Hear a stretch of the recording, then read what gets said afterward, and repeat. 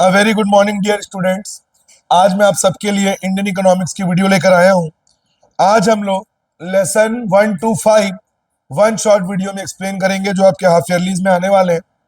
और हम लोग करेंगे क्रोनोलॉजिकल ऑर्डर रिवर्स में 5 4 3 2 1।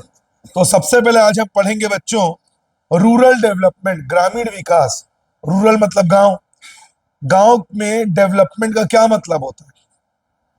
24/7 इलेक्ट्रिसिटी, 24 घंटे बिजली, ट्रांसपोर्टेशन, अच्छी सड़क, इंफ्रास्ट्रक्चर, पीने का स्वच्छ पानी, रहने के लिए पक्का घर, अच्छे सरकारी स्कूल और अस्पताल।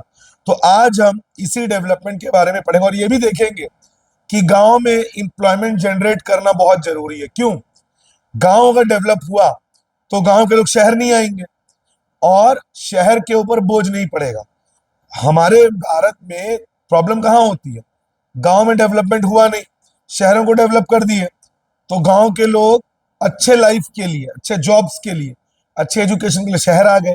शहर का पॉपुलेशन बढ़ गया तो शहर में क्राइम रेट बढ़ा, शहर में पॉवर्टी बढ़ी। तो अगर गांव को भी डेवलप करें तो फिर देश का भला होगा।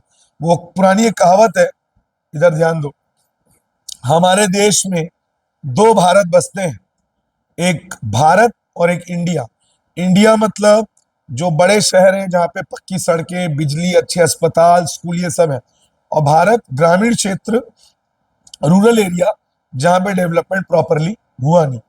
राजीव गांधी ने, जो कांग्रेस के एक्स फॉर्मर प्राइम मिनिस्टर थे, उन्होंने एक बात कही थी कि अगर हम 1 रुपए ग्रांट करते हैं गांव की मदद के लिए तो गांव तक 5 पैसा पहुंचता है।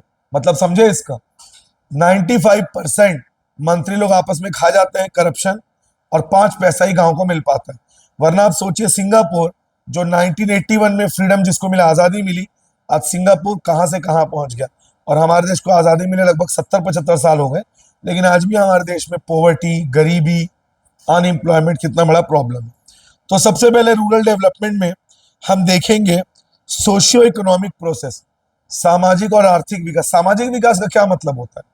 अगर मैं बात करूं पुराने समय में जो सामाजिक विकास था, जो सोशल जस्टिस था, वो नहीं था। जो SC ST OBC कास्ट के लोग थे उन लोग को स्कूल में पढ़ने नहीं दिया जाता था, उनको गांव में रहने नहीं दिया जाता, उनके लिए आउटर एरिया होते थे, उनको समाज में आगे बढ़ने का मौका नहीं मिलता था। और इकोनॉमिक, गांव में कुछ ही जमींदारों के पास पैसा होता था, बाकी जो गांव के लोग होते थे उनके पास पैसा नहीं होता था, वो गरीबी में जीवन जीते थे। तो रूरल डेवलपमेंट में हमें पता है एग्रीकल्चर में इंडिया के ज्यादातर लोग इन्वॉल्व थे। एग्रीकल्चर को बेटर किया जाए और सिर्फ एग्रीकल्चर को ही नहीं बल्कि एग्रीकल्चर के अलावा कुछ और जॉब्स भी क्रिएट किए जाए, जैसे पोल्ट्री फार्मिंग, डेयरी फार्मिंग, ताकि लोग सिर्फ एग्रीकल्चर पे ही डिपेंड ना हो। इसके अलावा लोगों की क्वालिटी ऑफ लाइफ, मतलब खाने को अच्छा खाना, रहने के लिए अच्छा घर, है ना। ये भारत में आज भी लगभग 3/4 पॉपुलेशन गांव में रहता है, ठीक है। और देश के टोटल इकोनॉमी से वो आज भी टैप नहीं हुए, मतलब उनको फायदा नहीं मिला। आज भी गांव में ऐसे बहुत लोग हैं जिन्हें कभी मॉल में पिक्चरें नहीं देखी, जिनके बच्चे अच्छे स्कूलों में नहीं पढ़े, जिनके परिवारों का अच्छा इलाज नहीं हो पाता। आज भी ऐसे कितने गांव हैं जहाँ पे अच्छी सड़क नहीं होने के कारण एम्बुलेंस टाइम से पहुंच नहीं पाता, लोगों की जान चली जाती। देश को आजाद हुए 70 साल से ऊपर हो गए, लेकिन आज भी देश के कुछ ऐसे गांव हैं जहाँ पे लोग बीमार होने पे लोगों को एम्बुलेंस नहीं मिलता और उनको खटिया, जिसको हम मंजिया बोलते हैं, उसमें बिठा के लाना पड़ता। अभी रिसेंटली 3 दिन पहले एक वीडियो भी आया था जो देख के मुझे बहुत दुख लगा कि हम देश की आजादी की 75th या 76th, इस बार कौन सी आजादी मनाए, 70 साल ले लो राउंड फिगर में, पर आज भी देश में उसने, मैंने देखा एक पति की पत्नी की डेथ हो गई, उसकी जो पत्नी थी, और उसको एम्बुलेंस नहीं मिल पाया। वो उसकी डेड बॉडी को अपने कंधे में रख के लगभग 5 से 6 किलोमीटर चल के अंतिम संस्कार के लिए लेके गया। तो बताओ, सोचो ये कितना ज्यादा ट्रेजिक है कि एक व्यक्ति को, एक मरे हुए व्यक्ति को, वो जो उसकी पत्नी है, उसको कंधे में लाद के 6 किलोमीटर चलना पड़ रहा है। तब सोच लीजिए गांव में डेवलपमेंट किस हद तक हुआ है। तो इस चैप्टर में हम यही पढ़ने वाले हैं। सबसे पहला, human resources, process of rural development, development of human resources. पढ़े लिखे हेल्दी लोग को कहते हैं ह्यूमन रिसोर्स। एक आदमी जो 25 साल का है, अनएजुकेटेड, पढ़ा लिखा नहीं है, हेल्दी भी नहीं, क्या वो देश के किसी काम आएगा? बताओ, नहीं आएगा। लेकिन वही व्यक्ति पढ़ा लिखा है और हेल्दी है, वही तो ह्यूमन रिसोर्स है। बिकॉज वो जॉब करेगा, पैसा कमाएगा, डेवलपमेंट करेगा, उससे सरकार को टैक्स मिलेगा।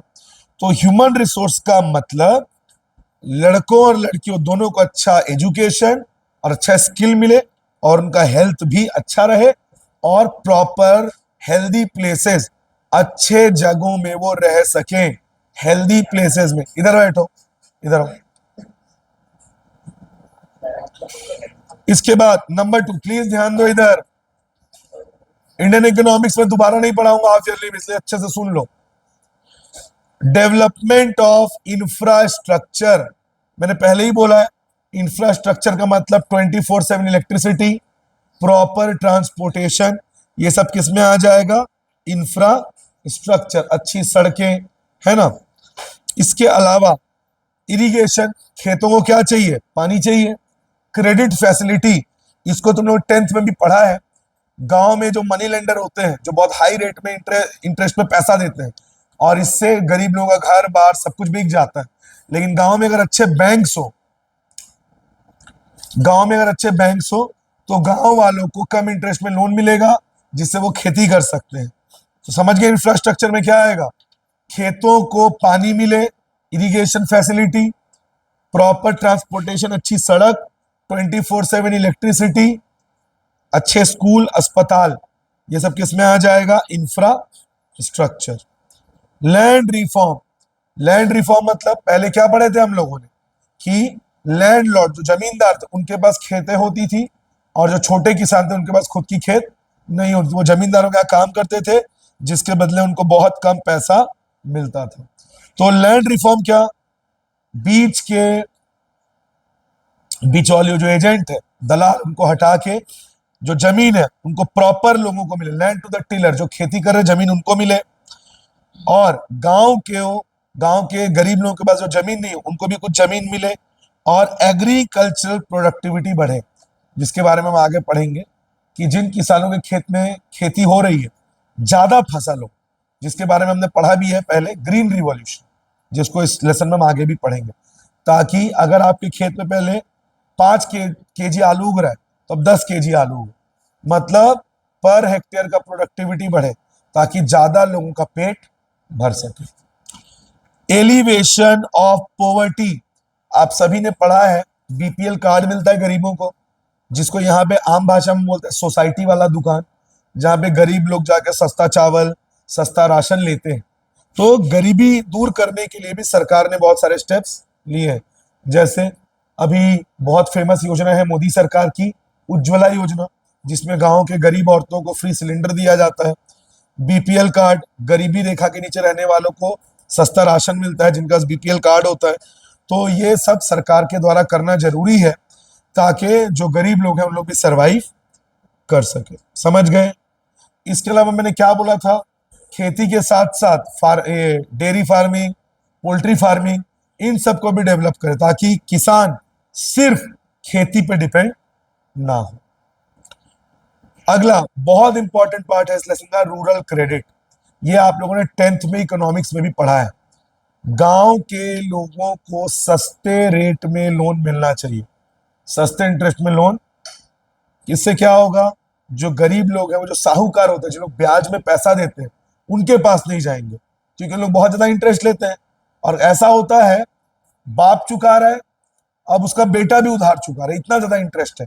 अब मान लो 1 लाख का लोन लिया है किसी गांव वाले किसान ने, मान लो 1 लाख का रेट वो ले रहा है 20%, 1 लाख का 20%, 20,000। हर महीने उसको 20,000 ब्याज देना पड़ेगा जब तक लोन नहीं चुका देता। मान लो 2 साल हो गया उसको लोन चुकाते चुकाते, अभी भी वो 1 लाख चुका नहीं पाया।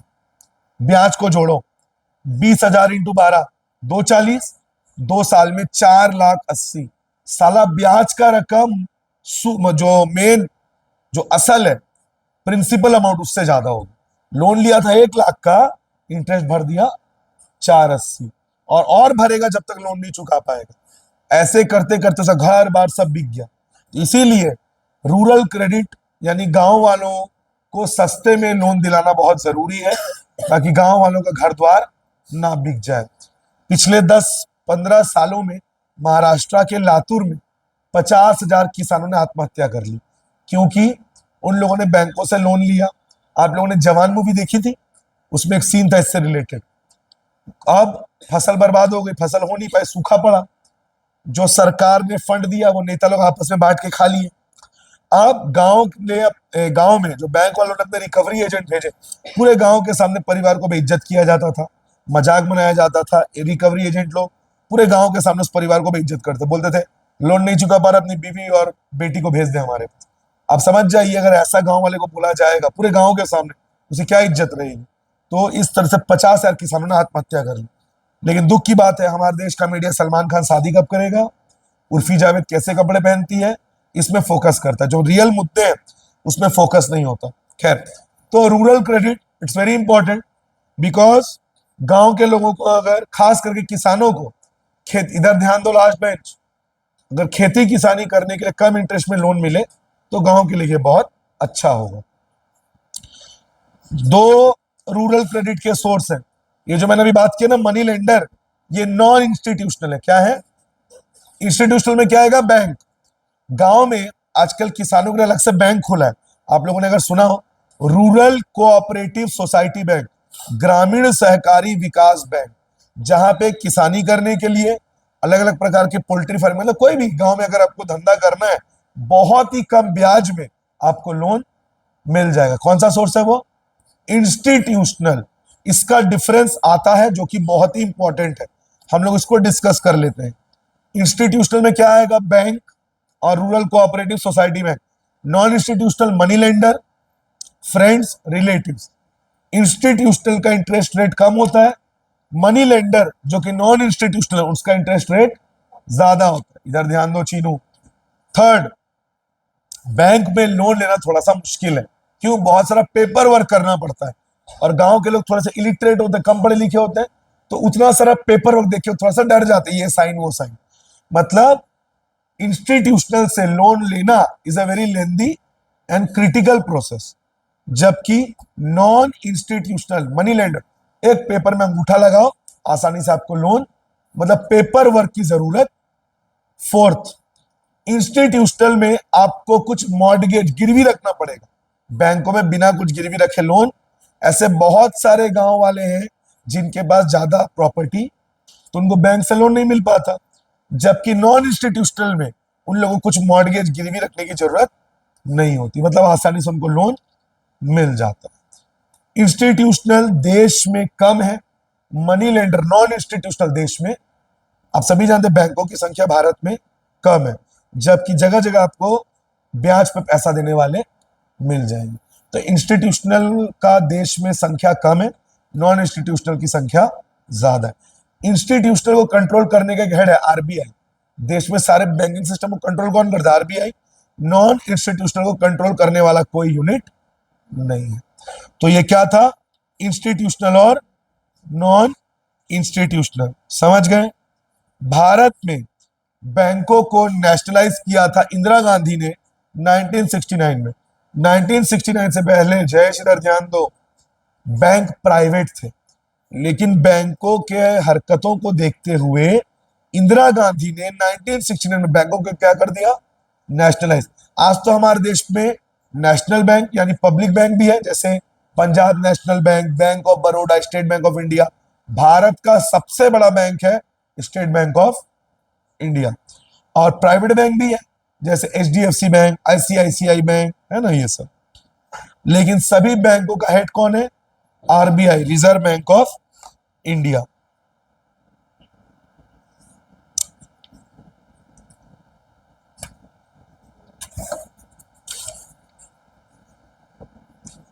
और मेरी बात ध्यान से सुनना, बैंकों को नेशनलाइज क्यों किया गया? बिकॉज जो बैंक्स थे वो बड़े बड़े बिजनेस हाउसेस जैसे टाटा बिरला, इन लोगों को आसानी से लोन दे देते थे, लेकिन जो गरीब किसान थे, छोटे व्यापारी थे, है ना, small farmers, poor farmers, small and poor businessman, उनको लोन नहीं देते थे। तब इंदिरा गांधी ने बैंकों को नेशनलाइज किया ताकि गरीब और आम जनता को भी आसानी से क्या मिल सके, लोन। इसलिए इंदिरा गांधी ने बैंकों को 1969 में क्या कर दिया, नेशनलाइज। क्योंकि आप सभी जानते हैं प्राइवेट जो बैंक्स होते हैं वो गरीबों के लिए काम नहीं करते, और जो नेशनल बैंक है वो अमीर गरीब दोनों के लिए ही काम करते हैं। अब देखो some of the important institutional sources, ये मैंने आपको अभी अभी बता दिया। कोऑपरेटिव क्रेडिट जो गांव के लोगों को, खास करके किसानों को मनी लेंडर से बचाता है, किसानों को कम इंटरेस्ट में लोन दिलाता है। लैंड डेवलपमेंट बैंक ये किसानों को लोन देता है पुराने उधार चुकाने के लिए और खेती किसानी के औजार खरीदने के लिए, ट्रैक्टर खरीदने के लिए, ये सब। कमर्शियल बैंक स्टेट बैंक आपका, और कौन कौन से बैंक है, पंजाब नेशनल बैंक, ये सब जो आपको लोन देते हैं। रीजनल रूरल बैंक जो गांव के लिए ही खोले गए हैं, गांव में गांव वालों के लिए, जो गांव वालों को ही क्या देता है, लोन। इसके अलावा सरकार भी लोन देती है, कब पता है, जब किसी गांव में बाढ़ आ गई, भूकंप आ गया, तो बहुत कम इंटरेस्ट में सरकार लोन देती है ताकि आप अपना धंधा वापस चालू करो। और इसमें सबसे इंपॉर्टेंट है नाबार्ड और एसएचजी।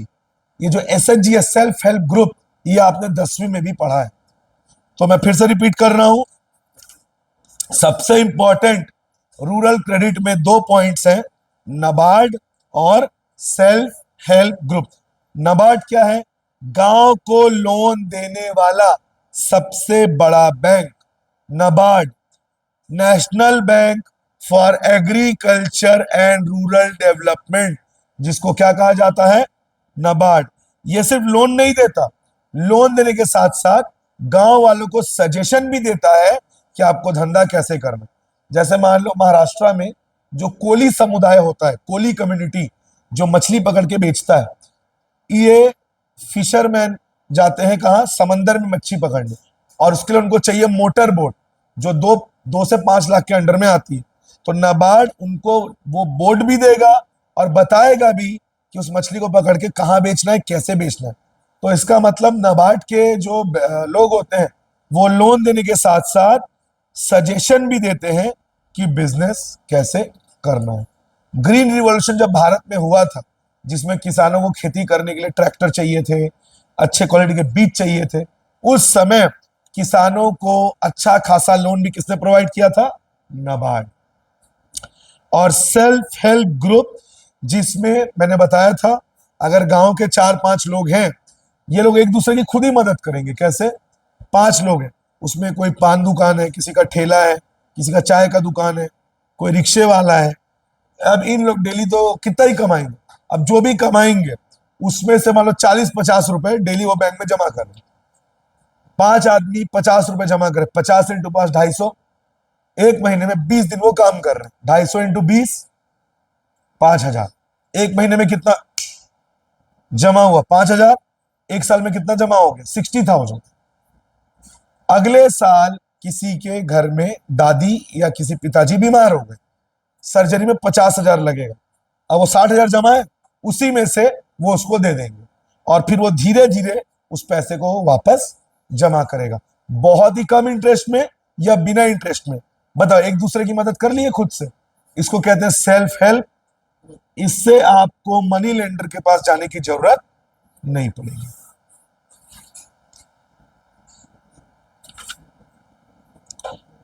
ये भी बता दिया। इसके बाद रूरल बैंकिंग का क्रिटिकल अप्रेजल। सबसे पहला प्रॉब्लम रूरल बैंकिंग का इनसफिशियंसी। जितना गांव का पॉपुलेशन है और जितना उनको लोन चाहिए, उतना लोन देने के लिए हमारे देश के पास उतना कैपिटल, पॉपुलेशन बहुत ज्यादा है और उतना फंड देश के पास नहीं है जो सभी छोटे किसान या व्यापारियों को लोन दे सके। Number 2, informal credit system. मैंने पहले ही बताया, आज भी गांव के ज्यादातर लोग मनी लेंडर से क्या लेते हैं, लोन, जो बहुत ज्यादा हाई इंटरेस्ट चार्ज करते हैं। Third, in adequate coverage of institutional source, गांव को जितना बैंक चाहिए उतना बैंक हमारे देश के पास नहीं है, मतलब बैंकों की संख्या देश में बहुत कम है। फिर इनएडिक्वेट अमाउंट ऑफ सैंक्शन, गांव वाले लोन मांगते हैं 50,000, बैंक उनको देते हैं 20,000, मतलब जितना लोन उनको चाहिए उतना लोन हमारे बैंक उनको देते नहीं है। अगला, आप सभी जानते हैं, कोई दुकान में, आपकी अगर दुकान भी हो, कोई मर्सिडीज या गाड़ी से उतर रहा है, आइए साहब आप क्या लेंगे, चाय पानी बताइए, कितना उसको प्यार से हम उसको केटर करते हैं। लेकिन वही कोई बच्चा आ जाता है, भैया वो दिखाए, क्या चाहिए तेरे को, भाग यहाँ से, ऐसे करते हैं। क्यों? बिकॉज हमको लगता है जो अमीर कस्टमर है उससे हमको अच्छा माल पानी मिलेगा। देश के बैंकों के साथ भी वही है, छोटे किसानों को ये लोन नहीं देते, और इसी तरह से छोटे किसान किसके पास चले जाते हैं, मनी लेंडर, और वो उनसे बहुत ज्यादा इंटरेस्ट चार्ज करता है। जब वो नहीं चुका पाता फिर वो बेचारा आत्महत्या कर लेता। फिर growing over due, growing over due का मतलब आज भी हमारे देश में जो किसान हैं, अब वो लोन तो ले लिए लेकिन उनकी फसल बर्बाद होने के कारण या बहुत ज्यादा इंटरेस्ट होने के कारण वो उस लोन को चुका नहीं पा रहे, जिससे वो और ज्यादा प्रॉब्लम में आ जाते हैं। आपने सुना भी होगा इसके बारे में 10th में, डेब्ट ट्रैप, एक लोन को चुकाने के लिए दूसरा लोन, दूसरे को चुकाने के लिए फसल बर्बाद हो जा रही है, तो लोन का व्यवस्था नहीं हो पा रहा है कैसे चुका। तो इसके लिए बैंकों को क्या करना पड़ेगा, बैंकों को गांव में ज्यादा बैंक खोलने पड़ेंगे, इंटरेस्ट रेट कम करना पड़ेगा, और लोन लेने का जो प्रोसेस है उसको सिंपल करना पड़ेगा। ये एक अलग से आता है प्रधानमंत्री जन धन योजना। जन धन योजना मोदी जी ने 28 अगस्त 2014 को शुरू किया था, ठीक है। और अगर जनधन खाता आप खोलते तो 1 से 2 लाख का एक्सीडेंट कवर मिलेगा। इसका मतलब अगर जनधन खाता है, सबसे पहले क्या होता था, बैंक में अगर आपको अकाउंट खोलना है, स्टेट बैंक में नियम होता था मिनिमम बैलेंस 500 रुपए, प्राइवेट बैंक में कितना होता है मिनिमम बैलेंस 10,000। इधर ध्यान दो, प्राइवेट बैंक में मिनिमम बैलेंस कितना है 10,000, तो ये प्रॉब्लम्स होती थी। लेकिन मोदी जी ने बोला जीरो बैलेंस के साथ आप क्या खोल दो, अकाउंट। किसी रिक्शे वाले के पास 10 रुपए, वो भी जाके कहां जमा कर सकता है, जनधन खातों में। और जनधन खातों से बैंकों के पास ढेर सारा पैसा आया। और जनधन खाता का फायदा क्या, जिसका भी जनधन खाता था अगर उसकी डेथ हो गई तो उसके परिवार को 2 लाख रुपए का इंश्योरेंस कवर मिलेगा। तो ये जनधन खाता मोदी जी ने शुरू किया था, और साथ ही साथ 10,000 का ओवरड्राफ्ट, इधर ध्यान दो, 10,000 का ओवरड्राफ्ट फैसिलिटी भी दिया गया। और आप सोचिए बैंकों में इस वजह से 1,40,000 करोड़ रुपए जमा हुए। समझ रहे हो, कोई रिक्शे वाले ने आज 20 रुपए जमा कर दी, किसी ठेले वाले ने आज 30 रुपए जमा कर दी, बैंकों में कितना रुपए आया, 1,40,000 करोड़। तो जनधन खाता ये मोदी जी ने शुरू किया था। इसके बाद एक आता है तनवा प्रोजेक्ट, जो तमिलनाडु में शुरू किया गया था औरतों को खेती किसानी सिखाने के लिए, ताकि औरतें सेल्फ डिपेंडेंट हो सके, ठीक है। तिरुचिरापल्ली में जो एंथोनियामल चलाते थे, वहां पे औरतों को सिखाया गया कैसे वर्मी कंपोस्टिंग करके, खेती करके, ऑर्गेनिक खेती करके आप उसके प्रोडक्ट बेच के पैसे कमा सके। ये कौन सा प्रोजेक्ट था, तनवा, तमिलनाडु में ये शुरू हुआ था औरतों के लिए, ताकि औरतें खुद खेती करके पैसा कमा सके।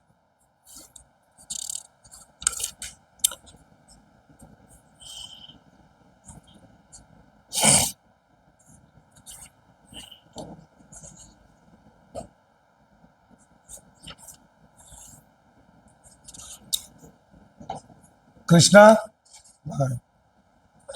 ओए वीडियो को पॉज कर तो 2 मिनट।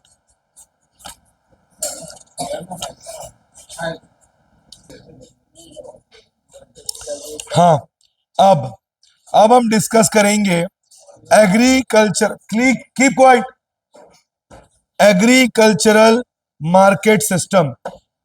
मार्केटिंग में भी इधर ध्यान दो, मार्केटिंग में भी फार्मर्स को प्रॉब्लम होती है।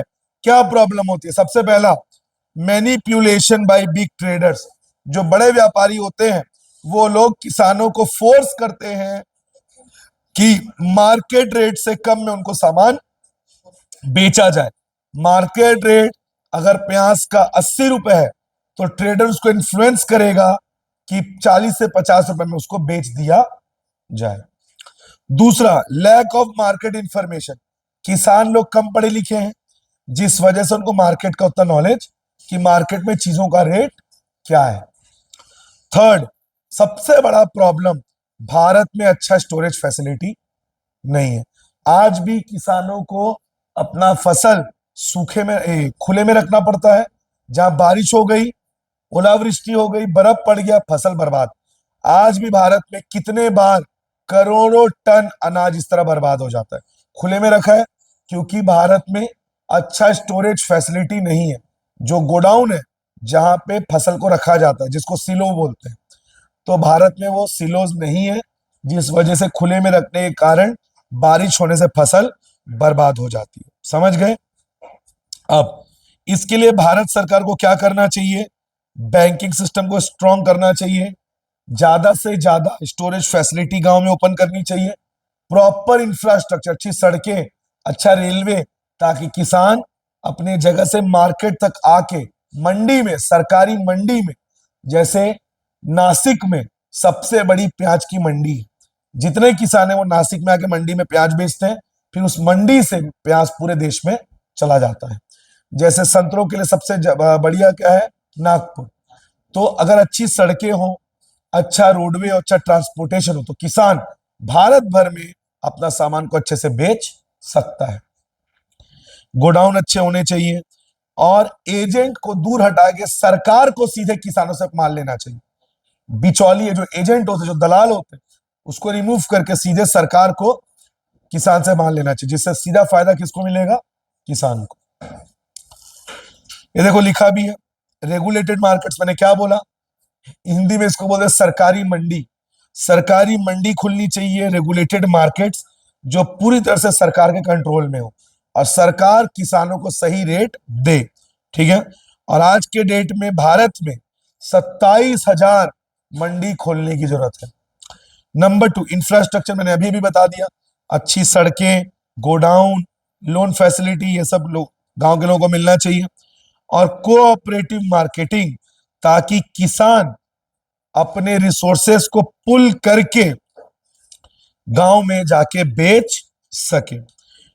और इसके लिए किसानों को खुद मार्केटिंग सोसाइटी बनानी चाहिए, मतलब किसान खुद अपना ग्रुप बनाए, खुद जाके कस्टमर को माल बेचे। इसका सबसे बड़ा एग्जांपल है अमूल, जो शुरू किया था डॉक्टर वर्गीस कुरियन। उसमें क्या हुआ? अमूल की शुरुआत गुजरात से हुई थी। दूध वालों से कहा गया वो अपने जो गाय हैं उनके दूध को वो निकाल के एक जगह पुल करें, एक जगह लेकर आए, फिर कंपनी उसको पूरे गुजरात में बेचेगी और किसानों को सही रेट दिलवाएगी। और आज आप जानते ही हैं अमूल कितना बड़ा ब्रांड है। अमूल घी, अमूल बटर, अमूल पनीर, अमूल दूध, इससे गुजरात के किसानों का हालत बहुत अच्छा हो गया। तो अमूल सबसे बड़ा एग्जाम्पल है कोऑपरेटिव मार्केटिंग का। ये देखो लिखा भी है, जो मैंने आपको बताया, अमूल की शुरुआत कहां से हुई थी? गुजरात से। इससे किसानों को अपने प्रोडक्ट का सही रेट मिलता है। सबसे अच्छी बात, तुरंत पैसा मिलता है। इसको लेके मैंने एक वीडियो भी बनाया था लिज्जत पापड़ का।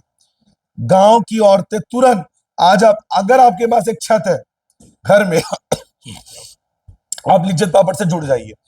आप अपने घर में पापड़ बनाइए, जाके लिज्जत में उसको दीजिए, तुरंत आपको हाथों हाथ कैश मिल जाएगा। इससे क्या है, गांव की औरतें महीने का 15 से 20 हजार कमा ले रही हैं और तुरंत हाथे हाथ उनको पैसा मिल जाता है। इससे बहुत सारी औरतों को इनकम भी हो रहा है और एम्प्लॉयमेंट भी हो रहा है। तो ये कोऑपरेटिव मार्केटिंग का बहुत अच्छा बात है। और इनके पास स्टोरेज फैसिलिटी भी होती है, जिसकी वजह से इनका माल खराब नहीं होता। मतलब आपको अब जैसे स्टोरेज नहीं है, ठीक है, तुम लोग कभी मार्केट चले जाना शाम में, उन लोग सब्जियों को सस्ते में आपको दे देते हैं। क्यों? कल तक सड़ जाएगा, खराब हो जाएगा। तो अगर किसानों के पास अच्छा स्टोरेज फैसिलिटी है, तो उसको पता है मैं स्टोरेज में सामान रख दूंगा, मुझे हड़बड़ी में सस्ते में माल बेचने की जरूरत नहीं। तो ये कोऑपरेटिव मार्केटिंग का क्या होता है, फायदा।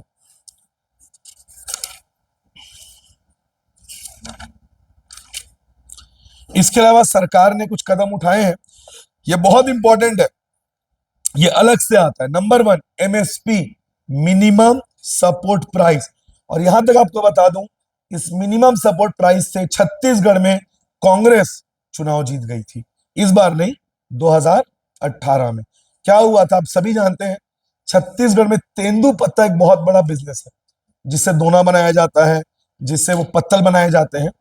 तो कांग्रेस की सरकार ने उस समय वादा किया था कि अगर हम सरकार में आए तो हम तेंदुपत्ता के लिए कम से कम आपको 80 रुपए के हिसाब से देंगे। 80, मेरे को एग्जैक्ट प्राइस तो याद नहीं आ रहा इसके हिसाब से।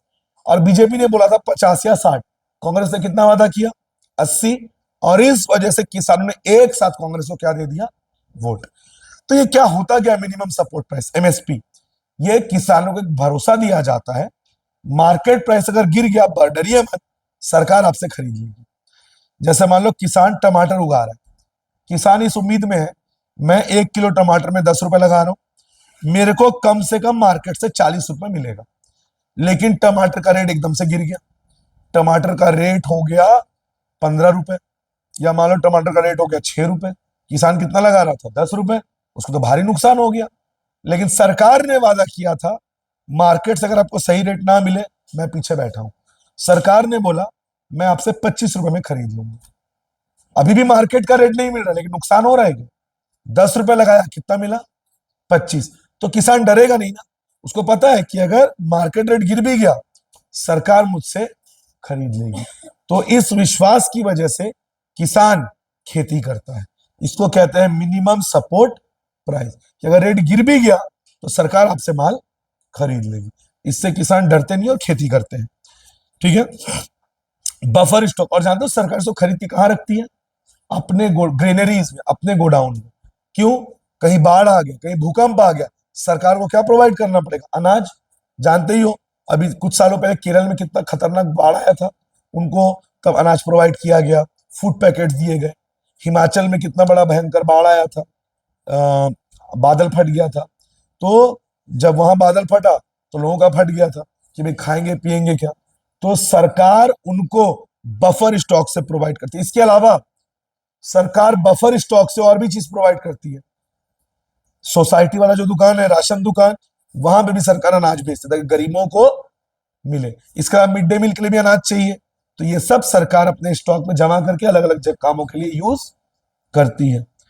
तीसरा पीडीएस, ये देखो मैंने अभी बताया, राशन दुकान, पब्लिक डिस्ट्रीब्यूशन शॉप, पीडीएस, जहां पे गरीब लोगों को, जिनके पास बीपीएल कार्ड होता, आप लोग जहां से राशन लेते हो वो दुकान नहीं, सोसाइटी वाला दुकान, जहां पे गरीब लोगों को बीपीएल कार्ड दिखाने पे सस्ता अनाज, सस्ता चावल, सस्ता नमक मिलता है।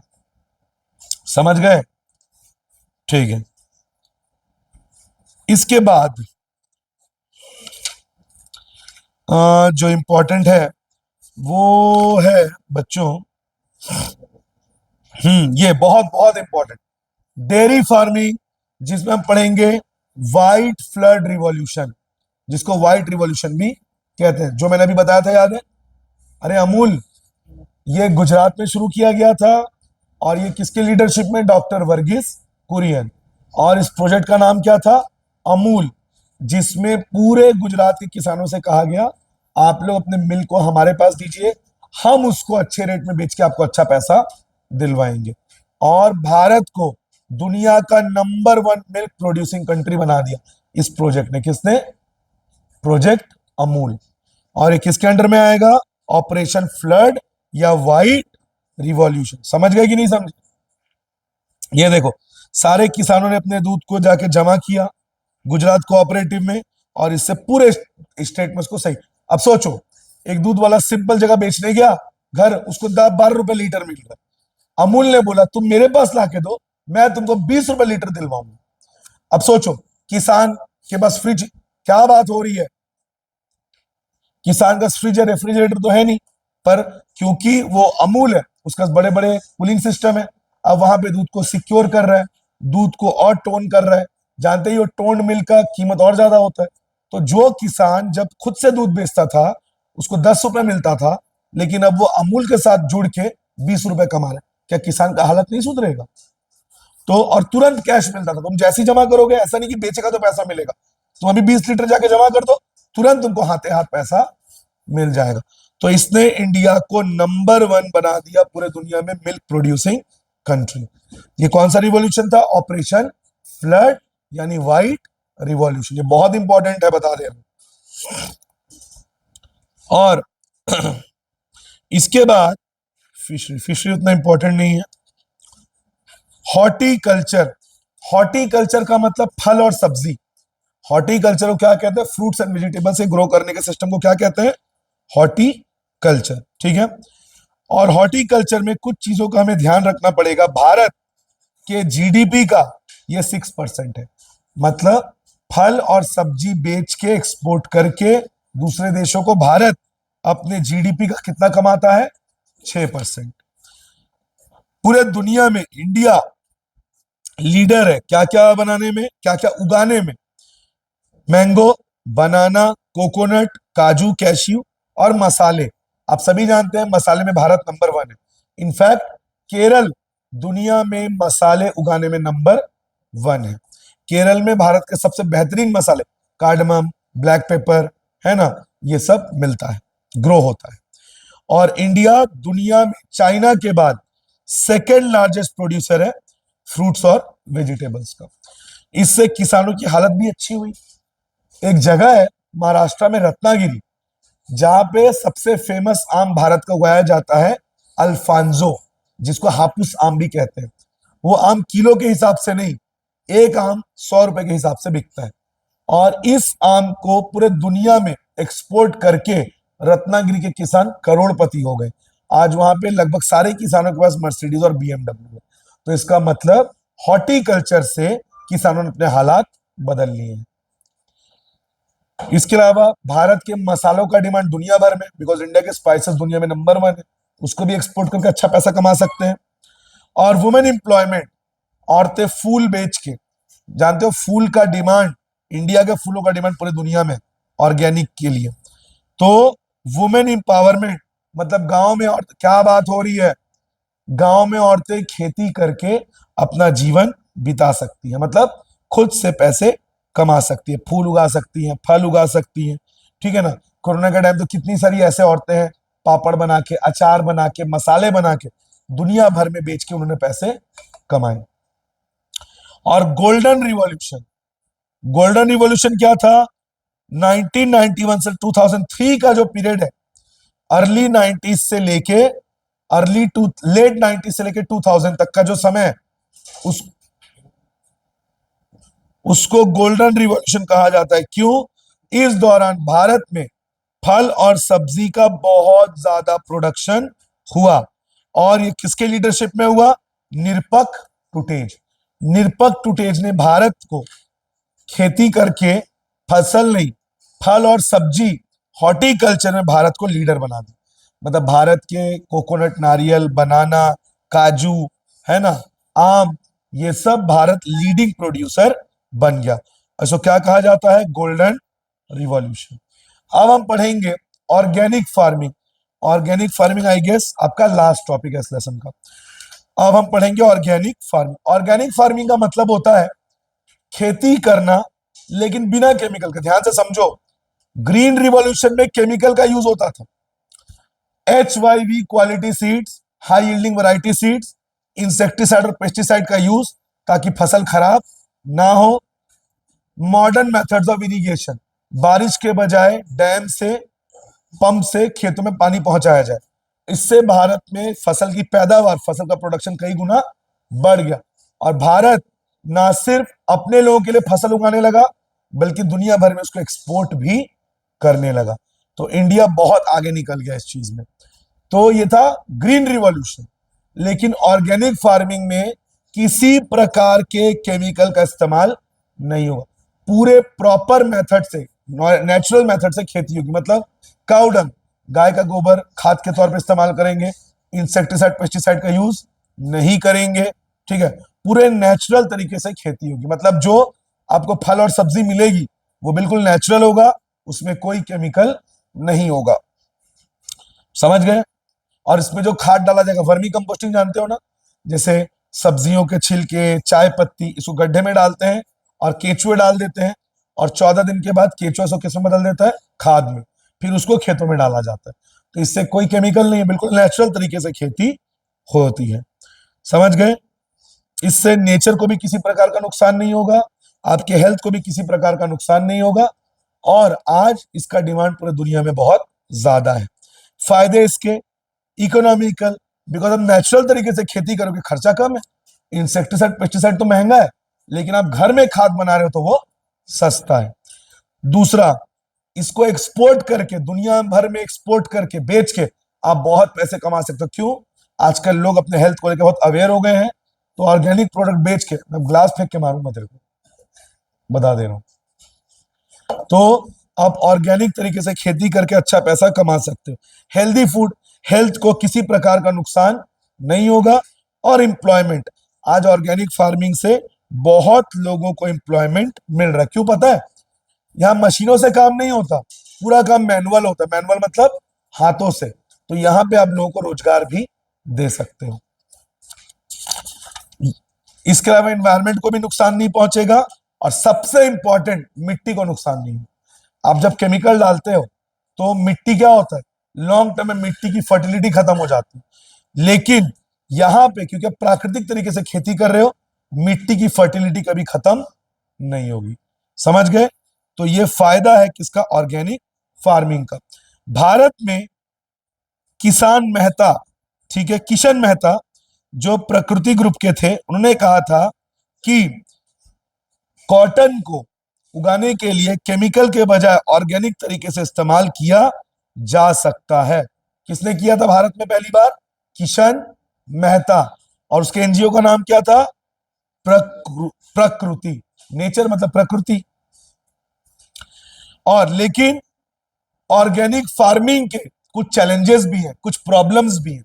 प्रॉब्लम्स क्या? नंबर 1, लेस पॉपुलर, आज भी ज्यादा लोगों को इसका नॉलेज नहीं है। नंबर 2, ऑर्गेनिक फार्मिंग से फसल उगती है वो जल्दी खराब हो जाती है, और उसको स्टोर करने के लिए आज भी भारत के पास प्रॉपर स्टोर हाउस नहीं है। तीसरा, लो यील्ड, क्योंकि अब नेचुरल तरीके से खेती कर रहे हो तो यहाँ पे ज्यादा फसल आपको नहीं मिलेगी, कम मिलेगी, अच्छी मिलेगी। ज्यादा केमिकल डालोगे तो ज्यादा फसल मिलेगी, लेकिन वो हेल्थ के लिए अच्छी नहीं होगी, तो यहाँ पे फसल कम मिलेगी आप। शॉर्टर फूड लाइफ, क्योंकि इसमें केमिकल नहीं डाला है तो जल्दी खराब हो जाता है, ये जल्दी खराब हो जाता है। और लिमिटेड चॉइस, ऑर्गेनिक फार्मिंग में आप ज्यादा फसल नहीं उगा सकता, आपके पास एक लिमिटेड चॉइस है कि कुछ ही फसलों को आप ऑर्गेनिक फार्मिंग से उगाया जा सकता है। समझ गया? तो इस तरह से आपका ये जो लेसन है, कौन सा lesson? Rural development, lesson number 5, ये खत्म होता है। अब हम पढ़ेंगे लेसन नंबर 4। इसको पढ़ेंगे human capital formation. Human capital, Prachi, human capital क्या होता है? मैंने बोला था, educated, skilled and healthy people, those who can do some contribution for the development of the country. एक बिजनेसमैन देश की तरक्की में कंट्रीब्यूट कर रहा है, एक लॉयर देश की तरक्की में कंट्रीब्यूट कर रहा है, एक डॉक्टर देश की तरक्की में कंट्रीब्यूट कर रहा है। तो लेकिन एक अनएजुकेटेड, अनहेल्दी पर्सन कुछ नहीं कर सकता। हेल्दी है पर एजुकेटेड नहीं है, क्या कर लेगा वो? एजुकेटेड है, हेल्दी नहीं है, तो भी अनफॉर्चुनेटली वो नहीं कर पाएगा कुछ। तो हेल्दी, स्किल्ड एंड एजुकेशन, आपके पास अच्छा हेल्थ हो, आपके पास एजुकेशन हो, और आपके पास कोई प्रॉपर स्किल हो, तो आप देश के लिए डेवलपमेंट कर सकते हो। और प्रोफेसर विपल ने कहा भी था, किसी देश का असली वेल्थ उसके नेचुरल रिसोर्स नहीं है। जानते हो, जापान एक ऐसा देश है जिसके पास नेचुरल रिसोर्सेज ना के बराबर है, लेकिन उसके लोग इतने क्वालिफाइड हैं, इतने पेट्रियोटिक हैं, इतने ज्यादा स्किल्ड हैं कि आज जापान दुनिया के टॉप 5 जीडीपी में आता है। एक ऐसा देश जहां आए दिन अर्थक्वेक आता है, एक ऐसा देश जो रिंग ऑफ फायर में पड़ता है। आइलैंड का देश है जापान, नेचुरल रिसोर्सेज नहीं है, लेकिन आज जापान टेक्नोलॉजी में कितना आगे है। तो कहने का मतलब एक देश के पास जो असली रिसोर्स है वो कौन है? Human resource. अगर एक बहुत अच्छा प्लेन है, बोइंग प्लेन बहुत शानदार, लेकिन उसको उड़ाने वाले को ना पढ़ा लिखा है, मतलब जिसको दिया गया उड़ाने के लिए पढ़ा लिखा ही नहीं है, एजुकेटेड नहीं, वो प्लेन उसके लिए कचरे के डब्बे के जैसे। लेकिन एक पढ़ा लिखा व्यक्ति जिसके पास प्लेन उड़ाने का स्किल है, उसका भी एक पुराना प्लेन भी दे दो, उसको भी वो फ्लाई कर लेगा। तब समझ जाइए ह्यूमन रिसोर्स किसी देश के डेवलपमेंट के लिए कितना इंपॉर्टेंट है। और जापान अपने एजुकेशन में बहुत खर्चा करता है, और दुनिया में सबसे अच्छा एजुकेशन सिस्टम किसका है? जापान का। क्योंकि जापान में लोगों को सिर्फ एजुकेशन नहीं, वैल्यूज भी सिखाई जाती है। वहां पे बच्चे छोटी उम्र से ही वैल्यूज करते हैं। जैसे यहाँ पे अगर आप किसी अगर जगह जाएं, सीट फटा है और फाड़ देंगे उसे। जापान में अगर सीट फटी है, छोटे बच्चे आके उसको सिल देते हैं, क्या कह के कि कोई फॉरेनर आएगा तो मेरे देश का इज्जत खराब होगा, इसलिए मैं नहीं।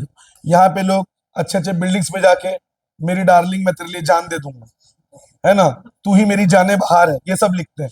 और वहां पे नेट बस मॉन्यूमेंट्स में लोग कुछ नहीं लिखते। मतलब उन लोग अपने रिसोर्सेस को जो भी है उनके पास उसकी बहुत वैल्यू करते हैं। बच्चों को बचपन से ही कुकिंग, नेचर वर्शिप, प्रकृति को पूजा करना सिखाया जाता है, जिस वजह से वो लोग नेचर के बहुत क्लोज है। और आप सभी जानते हैं दुनिया में सबसे ज्यादा लाइफ जीने का रिकॉर्ड जापानीज लोगों के पास ही है। जापानीज का लाइफ स्टाइल बहुत अच्छा होता है, वो आज भी बैठ के जमीन में खाते हैं, नेचुरल फूड जो सी फूड है बहुत ज्यादा कंज्यूम करते हैं, इस वजह से उनका लाइफस्टाइल इतना बेटर है, इतना अच्छा है। खैर, सबसे पहले मैं बात करूं फिजिकल कैपिटल। फिजिकल कैपिटल मतलब मशीन, लैंड, जो टैंजिबल होता है, जो दिखाई देता है, जिसको आप टच कर सकते हो, क्या कहेंगे उसको? Physical capital. Raw material, building, furniture, ये सब किस में आ जाएगा? Physical capital. देश के ग्रोथ के लिए इंपॉर्टेंट है, बिकॉज देश के ग्रोथ के लिए क्या इंपॉर्टेंट है? फैक्ट्रीज, और फैक्ट्रीज इनके बिना चलेंगी? लैंड नहीं है, फैक्ट्री कहां सेट करोगे? फैक्ट्री अगर डाल दिया, मशीन नहीं डालोगे तो कैसे चलेगा? तो देश के डेवलपमेंट के लिए फिजिकल कैपिटल बहुत इंपॉर्टेंट है। और फिजिकल कैपिटल में लैंड को छोड़कर सब डेप्रिशिएट होता है, पता है कि नहीं? मशीन जैसे जैसे पुराना हो उसकी वैल्यू कम होती जाएगी, लेकिन एकमात्र एसेट है लैंड जिसकी वैल्यू टाइम के साथ बढ़ेगी। ह्यूमन कैपिटल, ह्यूमन कैपिटल क्या होता है मैं आपको बता चुका हूं। ह्यूमन कैपिटल जानते हो डेप्रिशिएट नहीं होता, ह्यूमन कैपिटल टाइम के साथ एप्रिशिएट होता, बिकॉज कोई प्लेन, कोई पायलट है, वो 2 साल से प्लेन उड़ाया, और एक पायलट 10 साल से, ज्यादा एक्सपीरियंस किसके पास है? तो क्या वो 10 साल वाला अच्छा है 2 साल वाला?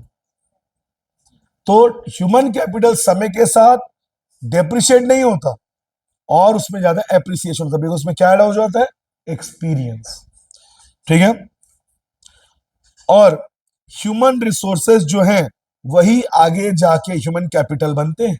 आज एक अच्छा स्टूडेंट आज से 10 साल बाद का अच्छा डॉक्टर, अच्छा लॉयर, अच्छा इंजीनियर बनेगा। ध्यान रखना इसको, समझ गए?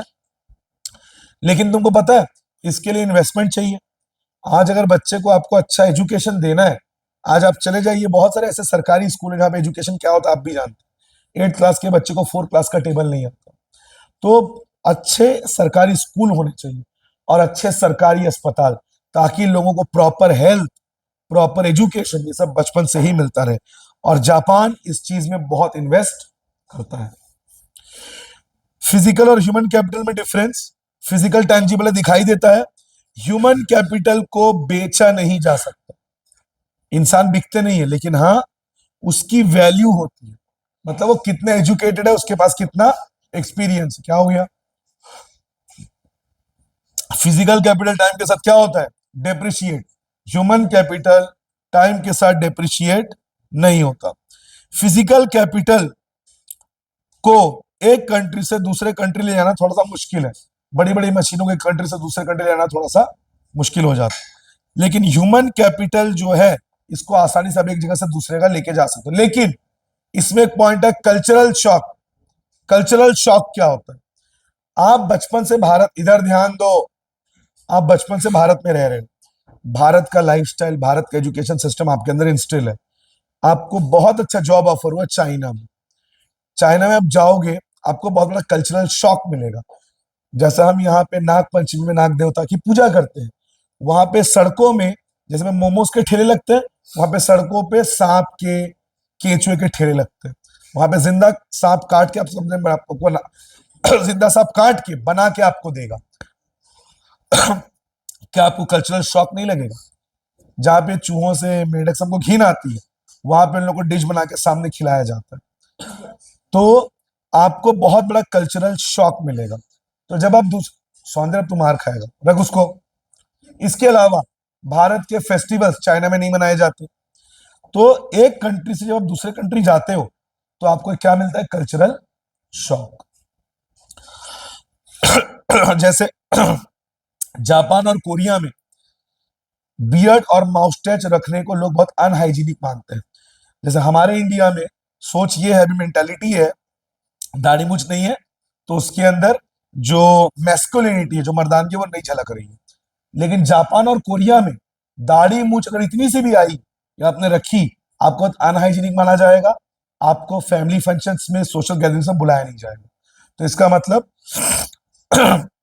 वहां का कल्चर अलग है। तो मैं वही कह रहा हूं, जब आप एक कंट्री से दूसरे कंट्री जाते हैं तो आपको वहां के कल्चर से बहुत ज्यादा डिफरेंस मिलता है। समझ गए? तो इससे को कहते हैं कल्चरल शॉक। अब जैसे यहाँ पे आपको नाश्ते में क्या चाहिए? रोटी, सब्जी, पोहा। अमेरिका में इस तरह का नाश्ता आपको कभी नहीं मिलेगा। तो कहने का मतलब है, जैसे हम लोग खाने में क्या चाहिए? चावल, दाल, सब्जी। अमेरिका में ये सब नहीं मिलता। तो कहने का मतलब है, आप एक कंट्री से दूसरे कंट्री जाओगे तो आपको कल्चरल शॉक मिलता है। दूसरा, फिजिकल कैपिटल को ओनर से अलग कर सकते हैं। इसको बेच दूंगा तो ये मेरे से अलग हो जाएगा। लेकिन मेरे अंदर जो एजुकेशन है, जो क्वालिफिकेशन, उसको आप मेरे से कैसे अलग करोगे? एक डॉक्टर जब तक जिंदा है, उसके अंदर जो एमबीबीएस का क्वालिफिकेशन, उसको आप उससे कैसे अलग करोगे? तो ह्यूमन कैपिटल को आप उसके ओनर से अलग नहीं कर सकते। फिजिकल कैपिटल एक इकोनॉमिक प्रोसेस है और ह्यूमन कैपिटल एक सोशल प्रोसेस है। आदमी कितना एजुकेटेड है, उसके अंदर कितना एक्सपीरियंस है। फिजिकल कैपिटल को इंपोर्ट से ला सकते हो, आपके देश में मशीन है, फॉरेन से मंगा लो। लेकिन ह्यूमन कैपिटल सिर्फ और सिर्फ पॉलिसी से बनेगा।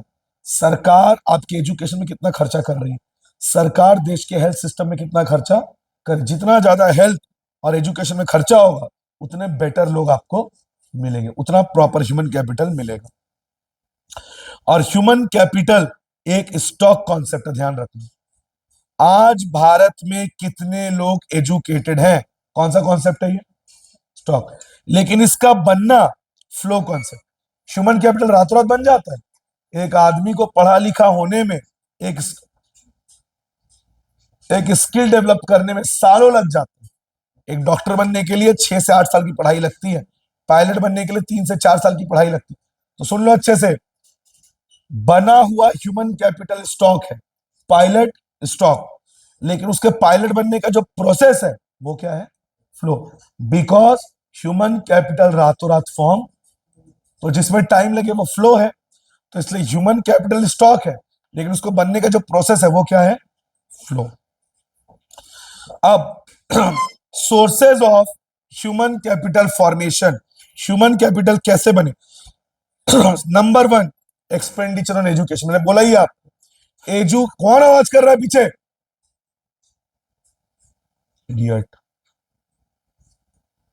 एजुकेशन में इन्वेस्ट करो, बच्चों के एजुकेशन, क्योंकि जो पढ़ा लिखा होगा, जो ट्रेंड होगा, और आज के समय में तो आने वाले समय में आपको एआई का भी नॉलेज लेना पड़ेगा, आर्टिफिशियल इंटेलिजेंस। तो जो जितना एजुकेटेड होगा उसको लाइफ में उतनी ज्यादा क्या मिलेगी? अपॉर्चुनिटी। उतना अच्छा जॉब, उतना अच्छा करियर। और एजुकेशन देश के लिए बहुत इंपॉर्टेंट है, बिकॉज पढ़े लिखे लोग ही अच्छे साइंटिस्ट बनेंगे, अच्छे लॉयर बनेंगे और देश के डेवलपमेंट में कंट्रीब्यूट करेंगे। और सबसे अच्छी बात, आपकी अर्निंग कैपेसिटी बढ़ जाएगी। जितना ज्यादा पढ़ोगे लिखोगे उतना ज्यादा आपको लाइफ में अपॉर्चुनिटी मिलेगी, उतना हायर इनकम के चांसेस आपके बढ़ जाएंगे। एक्सपेंडिचर ऑन हेल्थ, एक आदमी के हेल्थ के ऊपर भी बहुत ध्यान देना पड़ेगा। जापानीज लोग बचपन से ही अपने बच्चों को बहुत ज्यादा हेल्दी फूड खिलाते हैं। जापान में आपको लोग नहीं मिलेंगे मोमोज खाने वाले, बर्गर खाने वाले, पिज्जा खाने वाले। जापान के बच्चे बचपन से ही पूरी तरह से हेल्दी, प्रोटीन और डाइट वाले फूड लेते हैं, इसलिए उनका लाइफ इतना लंबा होता है। तो हेल्थ भी बहुत इंपॉर्टेंट है। अच्छा खाना मिलना चाहिए, रहने के लिए अच्छी हाइजीनिक प्लेसेस मिलनी चाहिए, और बच्चों को कम उम्र में क्या मिल जाना चाहिए? वैक्सीनेशन, ताकि बच्चे आगे जाके बीमार ना हो।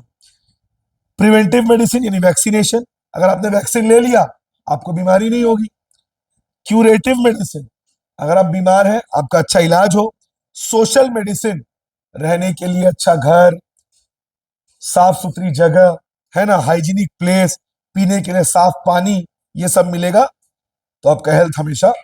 क्यों ऐसा होता है कि हमेशा जब कोई महामारी फैलती है जब कोई बीमारी बहुत ज्यादा फैलती है, क्या कहते हैं उसको, पेंडेमिक, जब कोई पेंडेमिक फैलता है, गरीब लोग सबसे तो उसकी चपेट में आते हैं। रीजन, जो अच्छे क्लास से बिलोंग करते हैं, मतलब कि अच्छा खाना खाते हैं, अच्छे घरों में रहते हैं, अच्छे स्कूलों में जाते हैं, प्रॉपर फूड मिलता है, तो उनकी बॉडी को सब कुछ अच्छा मिल रहा है, तो जर्म्स उनके बॉडी में एंटर नहीं कर पाते। अगर घर का ताला मजबूत है, चोर तोड़ के चोरी कर पाएगा क्या? घर का ताला कमजोर है, तोड़ के ताले को चोरी कर लेगा। तो अगर जो गरीब लोग हैं, अनहाइजीनिक प्लेस में रहते हैं, और क्या कहते हैं उसको, खाने को अच्छा खाना नहीं मिलता, तो उनका बॉडी बचपन से ही क्या होता है, वल्नरेबल, कमजोर, तो कोई भी जर्म आएगा उनकी बॉडी को अटैक कर देगा। इसीलिए अच्छा हाइजीन, अच्छा भोजन, ये सब प्रॉपरली मिलना चाहिए। इसके बाद ट्रेनिंग, ये बीएसटी में भी आप लोगों ने पढ़ा है, ऑन द जॉब ट्रेनिंग। लोगों को काम के बाद अच्छी ट्रेनिंग दी जानी भी जरूरी, बिकॉज एक ट्रेंड आदमी अडेप्ट कर लेगा, चीजों को जल्दी से लर्न कर लेगा, सीख लेगा। और सबसे अच्छी बात, एक ट्रेंड आदमी के जॉब में प्रमोशन के चांसेस बढ़ जाते हैं। ट्रेनिंग से आपकी स्किल बढ़ जाती है, और आपकी स्किल बढ़ गई तो आपको अच्छा पैसा भी मिलेगा। तो ट्रेनिंग भी जानते हो ना, ट्रेनिंग में ह्यूमन कैपिटल बनाते हैं, बिकॉज ट्रेनिंग देगा तो आपका जो स्किल है वो और बेटर हो जाएगी ट्रेनिंग के बाद।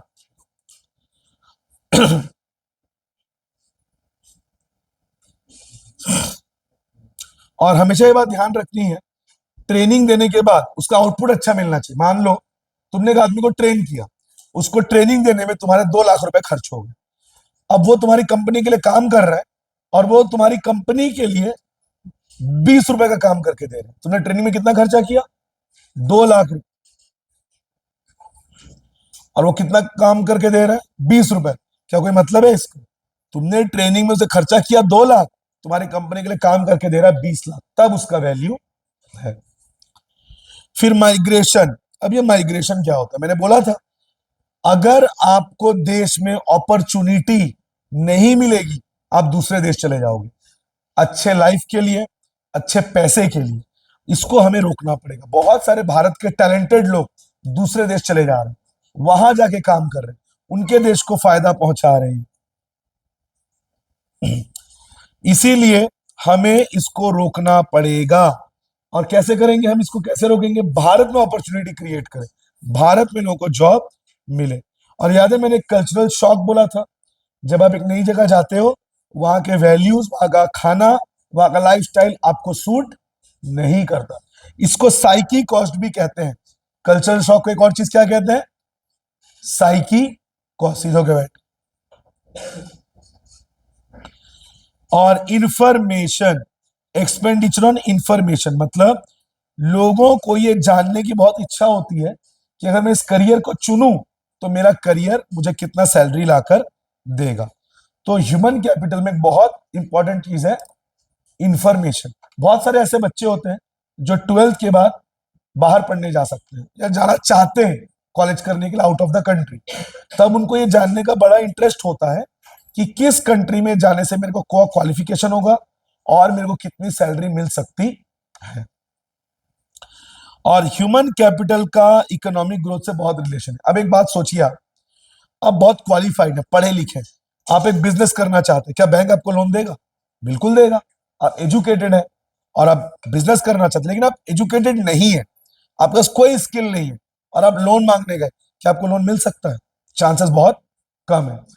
तो अगर आपको लोन मिला, आपने बिजनेस सेट किया, आपने कई लोगों को जॉब दिया, आपके इनकम से देश को टैक्स मिला, तो सोचो, जिस देश में लिटरेसी अच्छा होगा, ह्यूमन कैपिटल अच्छा होगा, वो देश डेवलप। जापान इसका प्राइम एग्जांपल है। इसके अलावा अमेरिका, जर्मनी, स्वीडन, ये सब इतने क्यों इकोनॉमिकली डेवलप्ड है? बिकॉज वो एजुकेशन में बहुत पैसा खर्च करते हैं। एजुकेशन और किसमें? हेल्थ। हमारे देश में पीटी आप लोग के स्कूल में भी होता होगा। हमारे स्कूल में एक दिन पीटी होता है सैटरडे को, और हम उम्मीद करते हैं ओलंपिक्स में हमको गोल्ड मेडल चाहिए। हमारे इधर ध्यान दो, हमारे देश में हेल्थ को उतना प्रायोरिटी नहीं दी जाती। अगर हेल्थ को प्रायोरिटी मिलती, हर दिन एक स्पोर्ट्स पीरियड होता जिसमें कोई पीटी या कोई एक्टिविटी होता, लेकिन हफ्ते में एक बार होता, उसमें भी आधे बच्चे नहीं आते, स्कूल वाले भी इंटरेस्ट नहीं लेते। तो हेल्थ में हम उतना इंपॉर्टेंस नहीं देते। जापानीज जो बच्चे होते हैं वो बचपन से ही कोई ना कोई स्पोर्ट्स खेलते हैं।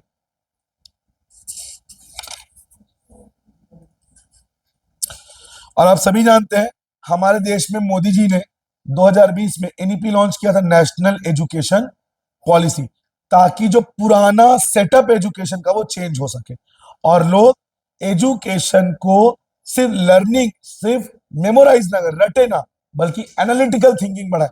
आप लोग पढ़ते हो ना एजर्शन और रीजनिंग क्वेश्चंस, क्या उसको रट के कर सकते हो? वो क्यों बढ़ाया जा रहा है? ताकि बच्चों के अंदर रीजनिंग पावर बढ़े, बच्चे के अंदर विजन आए। बच्चा सिर्फ रट के पास, पहले डायरेक्ट क्वेश्चन आते थे रटो लिखो, लेकिन आज क्या आ रहा है? एजर्शन और रीजनिंग। ये क्यों किया गया? ताकि बच्चों के अंदर एनालिटिकल थिंकिंग, सोचने की शक्ति बढ़े और बच्चे विजनरी बने, रट्टू तोता ना बने।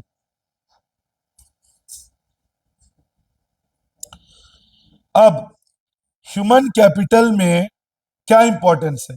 Number one, effective use of physical capital. मैंने पहले ही बताया, अगर लोग पढ़े लिखे हैं वो बंजर जमीन को भी पैसा छापने की मशीन बना देंगे, अगर आदमी पढ़ा लिखा है तो। लेकिन आदमी पढ़ा लिखा नहीं है, वो अच्छी खासी फैक्ट्री को भी बर्बाद करके छोड़ देगा। तो फिजिकल कैपिटल अगर आपको यूज करना है, जमीन, मशीन, तो आपके पास क्या होना चाहिए? Education, qualification, skill. Number two, higher productivity. एक अच्छा ह्यूमन कैपिटल देश के बहुत काम आएगा, जॉब करेगा, बिजनेस करेगा, देश को टैक्स देगा, देश का डेवलपमेंट हो। अभी देखा आपने, ये आपका अभी टैक्स रिपोर्ट आया, कितने ऐसे लोग हैं जिन्होंने 7 करोड़ 70 करोड़ का टैक्स भरा है। लोग जीवन में उतना कमा नहीं पाते, लोगों ने उतना उतना टैक्स भरा है। कैसे भरा?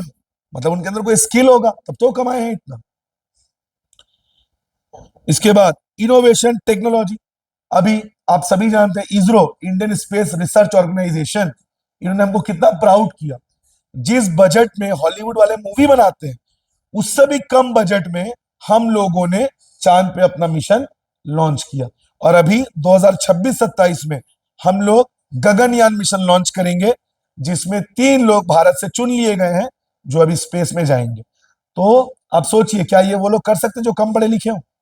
इसरो को चला रहे हैं हमारे देश के आइडल, हमारे देश के आइकन्स, जो इतना ज्यादा बढ़िया काम कर, नई टेक्नोलॉजी पे काम कर रहे हैं। अभी आपने देखा एआई, एआई पे कितना बढ़िया काम हो रहा है। तो ये लोग कौन कर सकते हैं? वही लोग जो पढ़े लिखे हैं, जो स्किल है जिनके पास। अच्छा साइंटिस्ट बनेंगे, नई टेक्नोलॉजी लेकर आएंगे। अभी देखिए व्हाट्सएप में भी एक नया फीचर आ गया है, एआई फीचर, ब्लू वाला। तो ये सब कहां से आ रहा है? जो लोग पढ़े लिखे हैं वही ये सब काम कर रहे हैं, एप्स को डेवलप कर रहे हैं। फिर मॉडर्नाइजेशन ऑफ एटीट्यूड। एक आदमी जो पढ़ा लिखा नहीं है, वो क्या बोलेगा?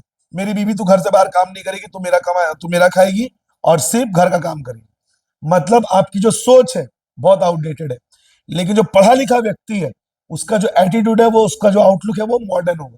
वो बोलेगा मैं भी जॉब करूंगा, तुम भी जॉब करो, दोनों मिलके कमाएंगे। तो आउटलुक भी, जो आपका सोशल आउटलुक है,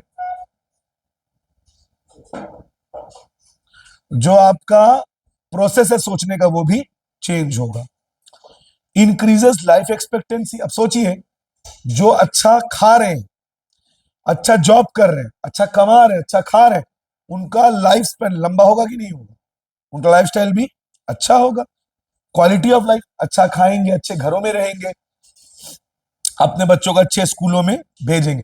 और ऐसे ही लोग पॉपुलेशन को बढ़ने नहीं देंगे। जो अनएजुकेटेड है वो क्या बोलेंगे? 10 बच्चे पैदा करूंगा, 10 मिलकर कमाएंगे, घर में पैसा आएगा। अबे गधे, उन 10 को पालने का खर्चा भी तो है, देश के ऊपर बोझ भी तो है। ये तो भगवान की देन है। अरे दादा, तेरी देन है। तो जो पढ़े लिखे लोग वो क्या बोलेंगे? हम दो हमारे दो, अनएजुकेटेड हम दो हमारे कितनों। ऐसा नहीं होना चाहिए। अगला, problems. Proper human capital formation में कौन कौन सी प्रॉब्लम्स आती है? Number one, insufficient. भारत का पॉपुलेशन इतना ज्यादा है कि उसके लिए हमारे पास उतने रिसोर्सेस, स्कूल कम है, अस्पताल कम है, डॉक्टर कम है। क्यों? पॉपुलेशन इतना ज्यादा। चाइना को पीछे छोड़ दिया बेशरम टाइप। सीरियस इनएफिशिएंसी, और जो है वो भी अच्छे नहीं है। मतलब कितने ऐसे सरकारी स्कूल हैं जो अच्छे से काम नहीं कर रहे हैं, कितने ऐसे बच्चे हैं जो आज भी इलिटरेट है, काम नहीं कर रहे, पढ़े लिखे नहीं है, और कितने ऐसे लोग हैं जो आज भी, बात मत कर, बिलो पॉवर्टी लाइन रहते हैं। थर्ड, ब्रेन ड्रेन, ये अलग से आता है। ब्रेन, मैंने बोला था ना, बहुत सारे लोग भारत छोड़ के दूसरे देश चले जाते हैं। क्यों चले जाते हैं? अच्छे लाइफस्टाइल के, अच्छे जॉब्स के लिए। कितने सारे भारत के लोग अमेरिका चले गए काम करने के लिए, जॉब करने के लिए। तो इससे भारत का टैलेंट, भारत का स्किल देश के बाहर चला गया। क्या कहते हैं इसको? Brain drain. When people from a country go to some other country for better jobs, better lifestyle and better opportunity, which is known as brain drain. मतलब भारत का टैलेंट, भारत का ब्रेन दूसरे जगह चला गया और वो उस कंट्री को डेवलप कर। इसके बाद high growth of population, Bharat का पॉपुलेशन ही बहुत ज्यादा है। सेवरल इम्बैलेंस, इम्बैलेंस मतलब कई लोगों को अच्छा एजुकेशन मिल रहा है, कई लोगों को नहीं मिल पा रहा। कुछ जगहों में बहुत अच्छे प्राइवेट स्कूल है लेकिन सरकारी स्कूलों की हालत बहुत खराब है। Lack of proper man power planning, और भारत में प्रॉपर मैन पावर को हमने प्लान ही नहीं किया। एजुकेशन तो दे दिया लेकिन उसको जॉब एफिशिएंट नहीं बनाया। कितने ऐसे लोग हैं जिनके पास डिग्री बहुत बड़ी बड़ी है, जॉब नहीं। मुंबई में एक प्लम्बर भी महीने के 1 लाख रुपए कमाता है। तो इसका मतलब भारत में हमने एजुकेशन को जॉब एफिशिएंट नहीं बनाया। ऐसा ट्रेनिंग लोगों को मिलना चाहिए जो उनको जॉब देने में हेल्पफुल हो, तो जिसका हमने प्रॉपर प्लानिंग नहीं किया। और वीक साइंस एंड टेक्नोलॉजी, नींद आ रहा है इसको। और भारत का साइंस और भारत की टेक्नोलॉजी दुनिया के मुकाबले अभी भी बहुत पीछे है। दुनिया 6G में चली गई, अभी भी भारत में प्रॉपर 4G भी ठीक से नहीं आई।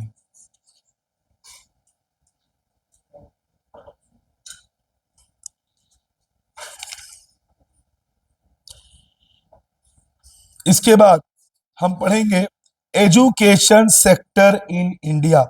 सबसे पहले एनसीईआरटी, आप सभी जानते हैं, आपकी जो बुक्स हैं वो कहां से आती हैं? एनसीईआरटी से। National council of education research and training, जिसको भारत ने 1961 में सेटअप किया था।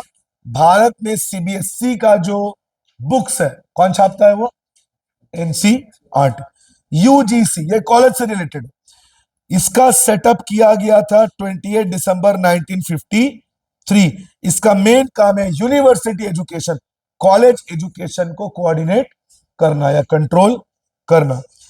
फिर AICTE, all India council of technical education, इसको बनाया गया था नवंबर 1945 में। वो जो आप पढ़ते हो ना, वो कई लोग ITI करते हैं जिससे लोगों को ड्राइवर, इलेक्ट्रिशियन बनने में मदद मिलती है। तो जो टेक्निकल एजुकेशन है वो इस पे काम करता है। और भारत में मेडिकल फील्ड को कंट्रोल कौन करता है? ICMR, Indian council for medical research. ये भारत का सबसे पुराना, सिर्फ भारत का ही नहीं, दुनिया का सबसे पुराना मेडिकल बॉडी है जिसका काम है मेडिकल फील्ड में काम करना, Indian council of medical research. अब गवर्नमेंट एक्सपेंडिचर में हम डिस्कस करेंगे एजुकेशन सेक्टर के ऊपर। सरकार को एलिमेंट्री एजुकेशन, एलिमेंट्री समझते हो? प्राइमरी स्कूल, प्राइमरी स्कूल के एजुकेशन में सरकार अच्छा खासा पैसा खर्च करती है, लेकिन कॉलेजेस में सरकार कम पैसा खर्च करती है। भारत में आज भी वर्ल्ड क्लास कॉलेजेस की संख्या बहुत कम है दूसरे कंट्रीज के, इधर ध्यान, अकॉर्डिंग। ठीक है, भारत में स्कूलों में सरकार ज्यादा खर्चा करती है, आप सभी जानते हैं। मिड डे मील, स्कूल जाबो पढ़ के आबो, पर बच्चे लोग स्कूल जाबो खा के आबो, मतलब बच्चों को खाना मिल रहा है। इसके अलावा लड़कियों को साइकिल मिलता है 8th क्लास के बाद। तो स्कूलों में सरकार बहुत पैसा खर्चा करती है। और कुछ ऐसे सरकारी स्कूल में जिसमें बहुत अच्छा काम हो रहा है, नवोदय विद्यालय, जहां पे आपका रहना, खाना और पढ़ाई बिल्कुल फ्री। तो सरकार स्कूलों के एजुकेशन में बहुत खर्चा कर रही है, लेकिन कॉलेजेस की एजुकेशन में, पॉलिटेक्निक्स में उतना खर्चा, जैसे एक फेलोशिप प्रोग्राम होता है जो रिसर्च मैं फेंक के मारूंगा ना, तुम लोग को बता रहा हूं। तो फिर जज पहले ऐसा कर रहा है, और गौरव तू पीछे मुंडी घुमाया ना, सोच लेना। इंडिया में रिसर्च के लिए भारत सरकार ज्यादा पैसा नहीं देती। अमेरिका जैसे कंट्रीज में रिसर्च के लिए सरकार बहुत पैसा देती है। इंडिया में रिसर्च प्रोग्राम की उतनी वैल्यू नहीं है। और टर्शरी एजुकेशन, एजुकेशन पर स्टूडेंट, ठीक है। तो इसका मतलब मैं ये नहीं कह रहा हूं कि सरकार को स्कूलों में खर्चा कम करके कॉलेजेस को बढ़ा दो। आप स्कूलों में खर्चा कर रहे करिए, लेकिन कॉलेजेस में भी खर्चा, कॉलेजेस को भी फंड दीजिए। रिसर्च प्रोग्राम जितना ज्यादा दोगे, उतना ज्यादा देश को साइंटिस्ट मिलेंगे बड़े बड़े। क्यों आज ऐसा हो रहा है? एलन मस्क अमेरिका का, बड़े बड़े इनोवेशंस अमेरिका में हो रहे हैं। मैंने उस दिन भी बोला था, आर्टिफिशियल इंटेलिजेंस में इंडिया ने कितना खर्चा किया पता है? $3 बिलियन। अमेरिका ने कितना किया है? $410 बिलियन। तो अब कहां से अमेरिका से आगे निकलो? जब हम टेक्नोलॉजी के बारे में सोचते हैं, अमेरिका कई कदम उससे आगे निकल जाता है। रीजन, नासा अमेरिका में, टेस्ला अमेरिका में, बिकॉज उन लोग एजुकेशन में, रिसर्च में बहुत पैसा डालते हैं, जो भारत नहीं करता। और हमारे देश में आप सभी जानते हैं, कुछ स्टेट्स में एजुकेशनल की फैसिलिटी बहुत अच्छी है, जैसे केरल, और कुछ स्टेट्स में बहुत नीचे है, जैसे बिहार।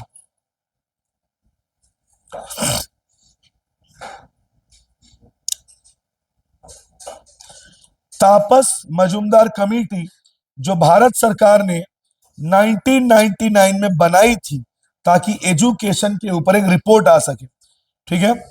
आप सभी जानते हैं 14 साल से कम उम्र के जो बच्चे हैं, उनसे काम कराना क्राइम है। और तापस मजूमदार कमेटी क्यों बनाई गई थी? ताकि 6 से 14 साल के जो बच्चों का एज ग्रुप है, उनका कितना एजुकेशन मिल रहा है। आप सब जानते हैं 2009 में भारत सरकार ने एक कैंपेन लॉन्च किया था, राइट टू एजुकेशन, जिसके अकॉर्डिंग 6 से 14 साल का बच्चों का एजुकेशन लेना फ्री है। आपके स्कूल में पता नहीं है या नहीं, कुछ बच्चों को सीट दिया जाता है जिनका पैसा नहीं लेती स्कूल। और एक गवर्नमेंट का रूल है कि आपको अपने स्कूल में कुछ बच्चों को फ्री एजुकेशन देना पड़ेगा। किसके अकॉर्डिंग? Right to education. और इसके अलावा भारत ने टैक्स के ऊपर 2% एजुकेशन सेस लगा दिया। मतलब जो भी भारत सरकार को आप टैक्स देते हो, उसमें 2% किसके लिए जाता है? एजुकेशन में, ताकि इससे सरकार नए स्कूल कॉलेज खोल सके।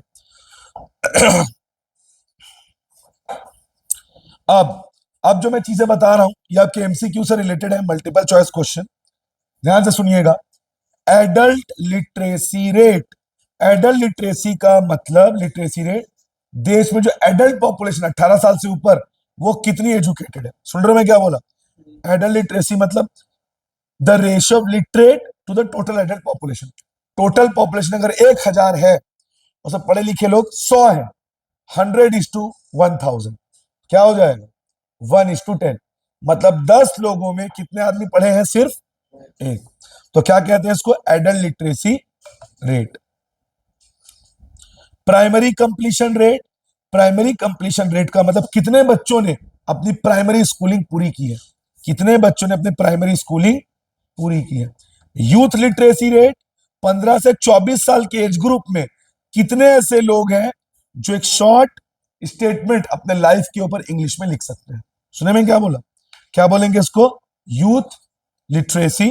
तो adult literacy rate, adult population में कितने लोग पढ़े लिखे हैं। प्राइमरी कंप्लीशन रेट, कितने बच्चों ने अपना प्राइमरी एजुकेशन पूरा किया। और यूथ लिटरेसी रेट, 15 से 24 साल के एज ग्रुप में जो यूथ है, वो अपने लाइफ के ऊपर क्या इंग्लिश में कोई स्टेटमेंट या ऐसे लिख सकते हैं, उसको कहेंगे यूथ लिटरेसी रेट। मोदी सरकार ने, आप सभी जानते हैं, बहुत फेमस कैंपेन लॉन्च किया था, बेटी बचाओ बेटी पढ़ाओ, 2015 में, ताकि लड़कियों को भी प्रॉपर एजुकेशन मिल सके।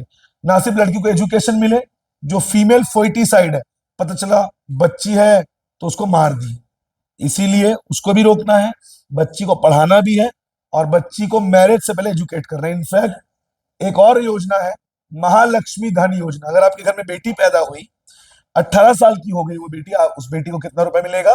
1 लाख। तो क्यों ये सब सरकार लॉन्च कर रही है? ताकि लड़कियों को भी प्रॉपर एजुकेशन मिले, लड़कियों को पैदा होने पे मारा ना जाए।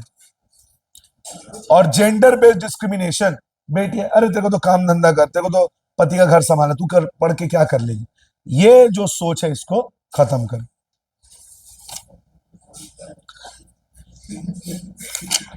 Keep quiet.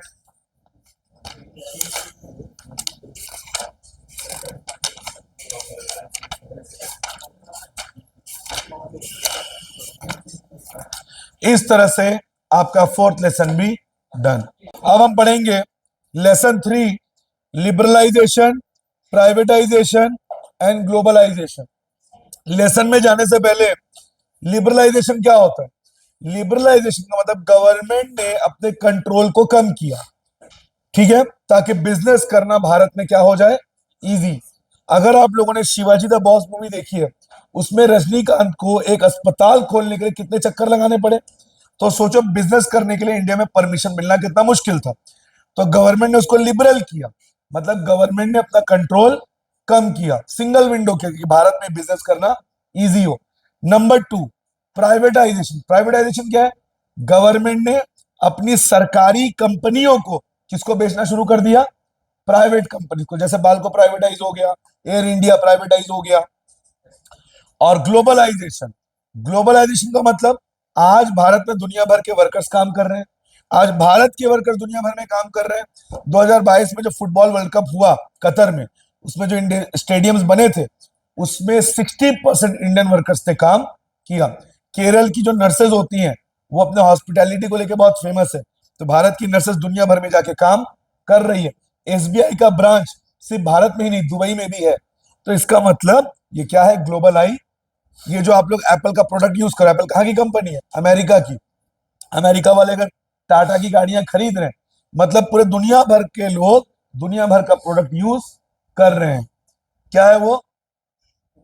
ग्लोबलाइजेशन। अब सबसे पहले हम पढ़ेंगे रिफॉर्म्स। रिफॉर्म्स क्या होता है? किसी भी देश में सुधार करने को रिफॉर्म्स बोलते हैं। इकोनॉमिक रिफॉर्म्स, बैंकिंग और गवर्नमेंट सेक्टर में जो भी सुधार हुआ, क्या कहेंगे उसको? इकोनॉमिक। पिछले चैप्टर में क्या बोला था? इंदिरा गांधी ने बैंकों को क्या किया था? नेशनलाइज, क्योंकि प्राइवेट बैंक वाले गरीब लोगों को लोन नहीं देते थे। तो ये क्या था? Economic reform. 1992 जो हर्षद मेहता का स्कैम हुआ शेयर मार्केट में, उसके बाद भारत सरकार ने SEBI, security exchange board of, इधर ध्यान दो, बोर्ड ऑफ इंडिया, जैसे आपके स्कूल को कौन कंट्रोल करता है? सीबीएसई। पूरे शेयर मार्केट को कंट्रोल करता है सेबी। सेबी के पास पहले ज्यादा पावर नहीं था, लेकिन हर्षद मेहता स्कैम के बाद सेबी को बहुत ज्यादा पावर दिया गया। क्या है ये? Economic reforms. तो यहां पे इस लेसन में हम इन रिफॉर्म्स के बारे में पढ़ेंगे। इकोनॉमिक रिफॉर्म करना क्यों पड़ा? भारत सरकार को इकोनॉमिक रिफॉर्म्स करने की जरूरत क्यों पड़ी? Number 1, poor performance of public sector. जो भारत की सरकारी कंपनियां थी, उनका परफॉर्मेंस उतना अच्छा। आप कोरबा का एग्जांपल ले लो, बाल्को। बाल्को जब तक गवर्नमेंट था, लॉसेस में था। जब से बाल्को को प्राइवेट वेदांता को बेचा गया, तब से बाल्को प्रॉफिट में है। एयर इंडिया सालों से लॉस में।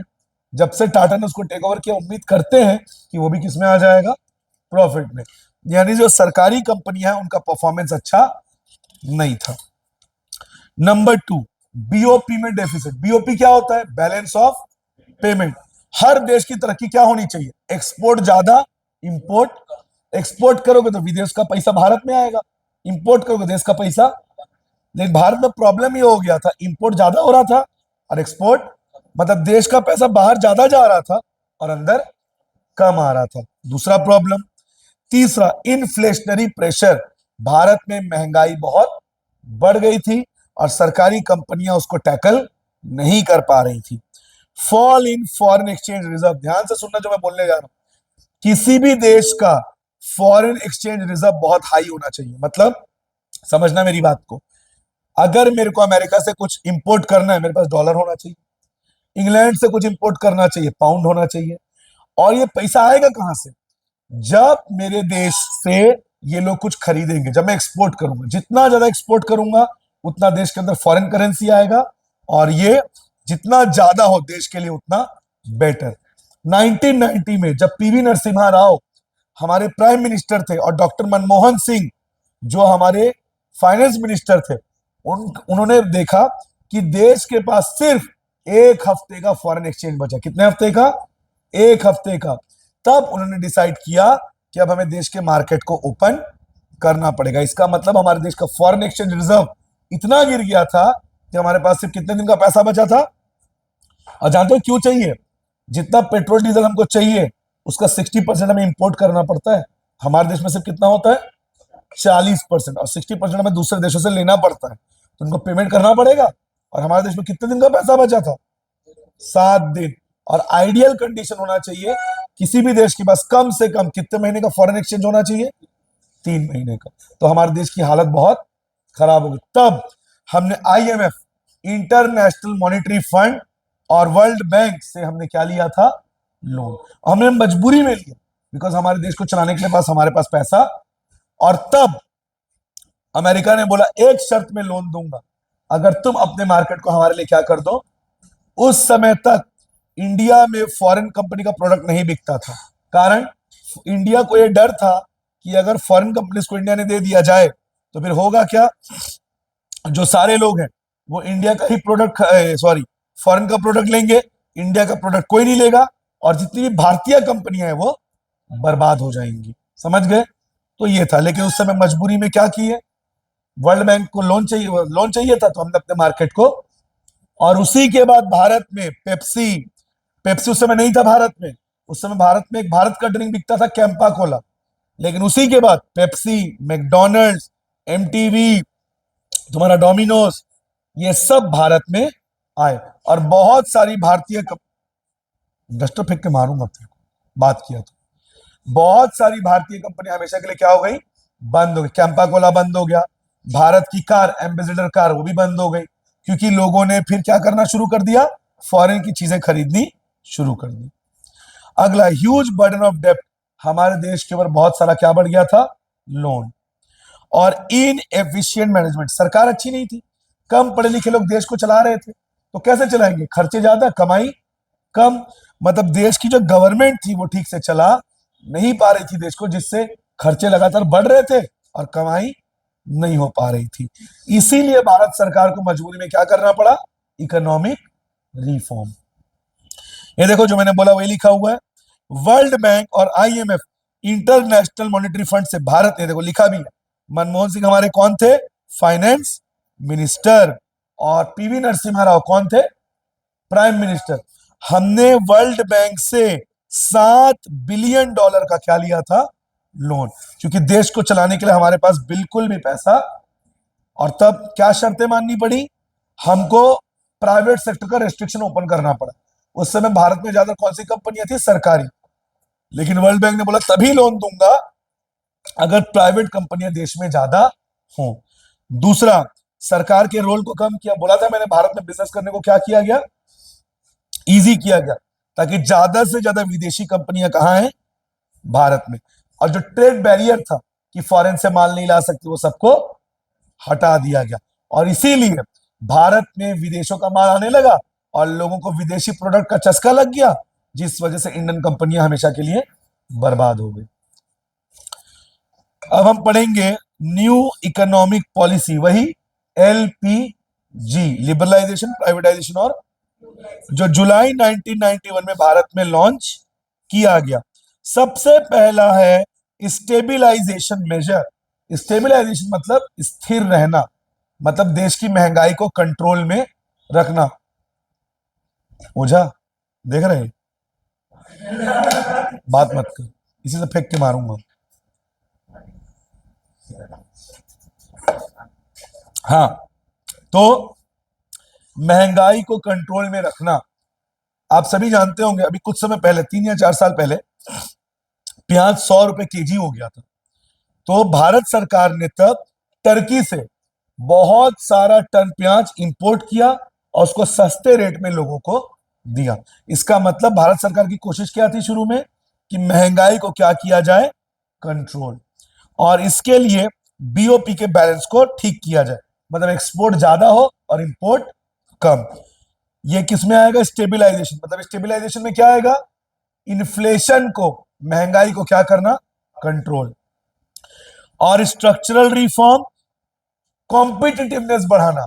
सरकारी कंपनियां बहुत लेथार्जिक होती है, आलसी होती है, कंपटीशन नहीं करना चाहती। तो भारत सरकार की कोशिश थी कि इंटरनेशनल कंपनियां भारत आए और इंडियन कंपनीज भी अब क्या करें, कंपटीशन करें। मतलब कंपटीशन जितना ज्यादा होगा कस्टमर के लिए उतना फायदा।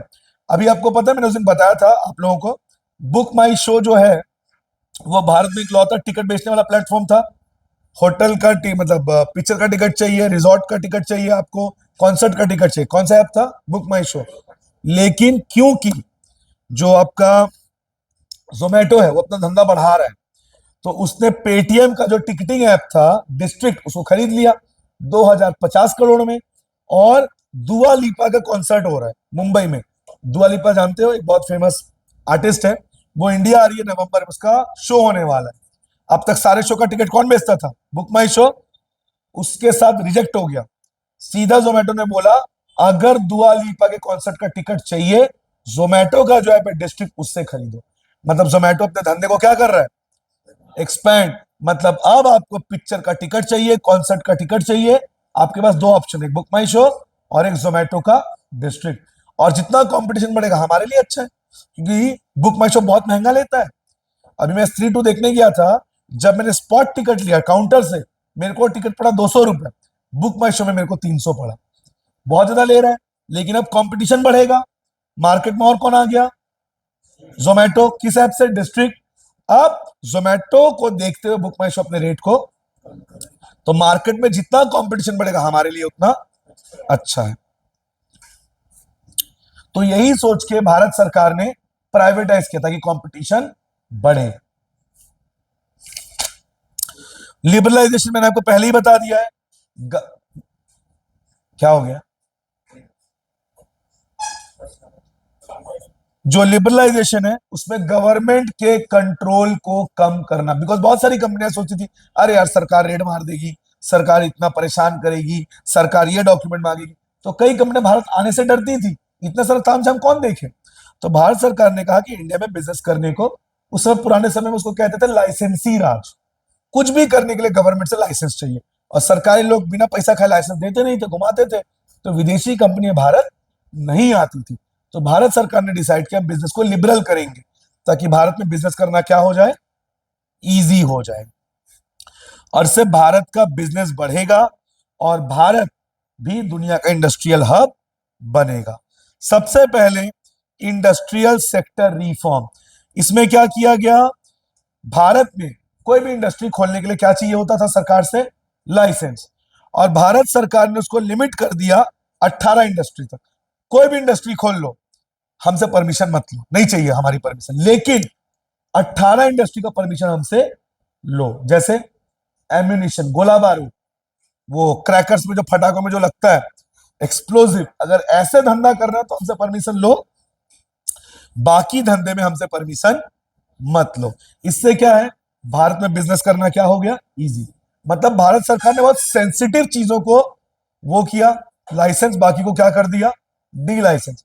जैसे केमिकल इंडस्ट्री, तुम्हारा क्रैकर इंडस्ट्री, तुम्हारा एक्सप्लोजिव इंडस्ट्री, अल्कोहल इंडस्ट्री, इसका धंधा करना है हमसे परमिशन लो, बाकी धंधा करना है हमसे परमिशन मत लो। दूसरा, decrease in role of public sector. Bharat सरकार ने सभी चीजों को प्राइवेट कर दिया। हम सिर्फ कुछ चीजों को पब्लिक में रखेंगे जो देश की सिक्योरिटी से जुड़ी, जैसे आर्मी, तुम्हारा न्यूक्लियर एनर्जी, ठीक है, इसको हम रखेंगे अपने अंडर में। बाकी चीज को किसको सौंप देंगे, प्राइवेट को। तीसरा, स्मॉल स्केल इंडस्ट्री को सरकार ने बहुत सारा सब्सिडी दिया कि गांव में भी लोग क्या खोलें, फैक्ट्री खोलें। मतलब सस्ते में जमीन दिलवा देंगे, बिजली का बिल सस्ते में दिलवाएंगे, ताकि आप लोग बिजनेस करो और आप लोग शहर की ओर ना हो।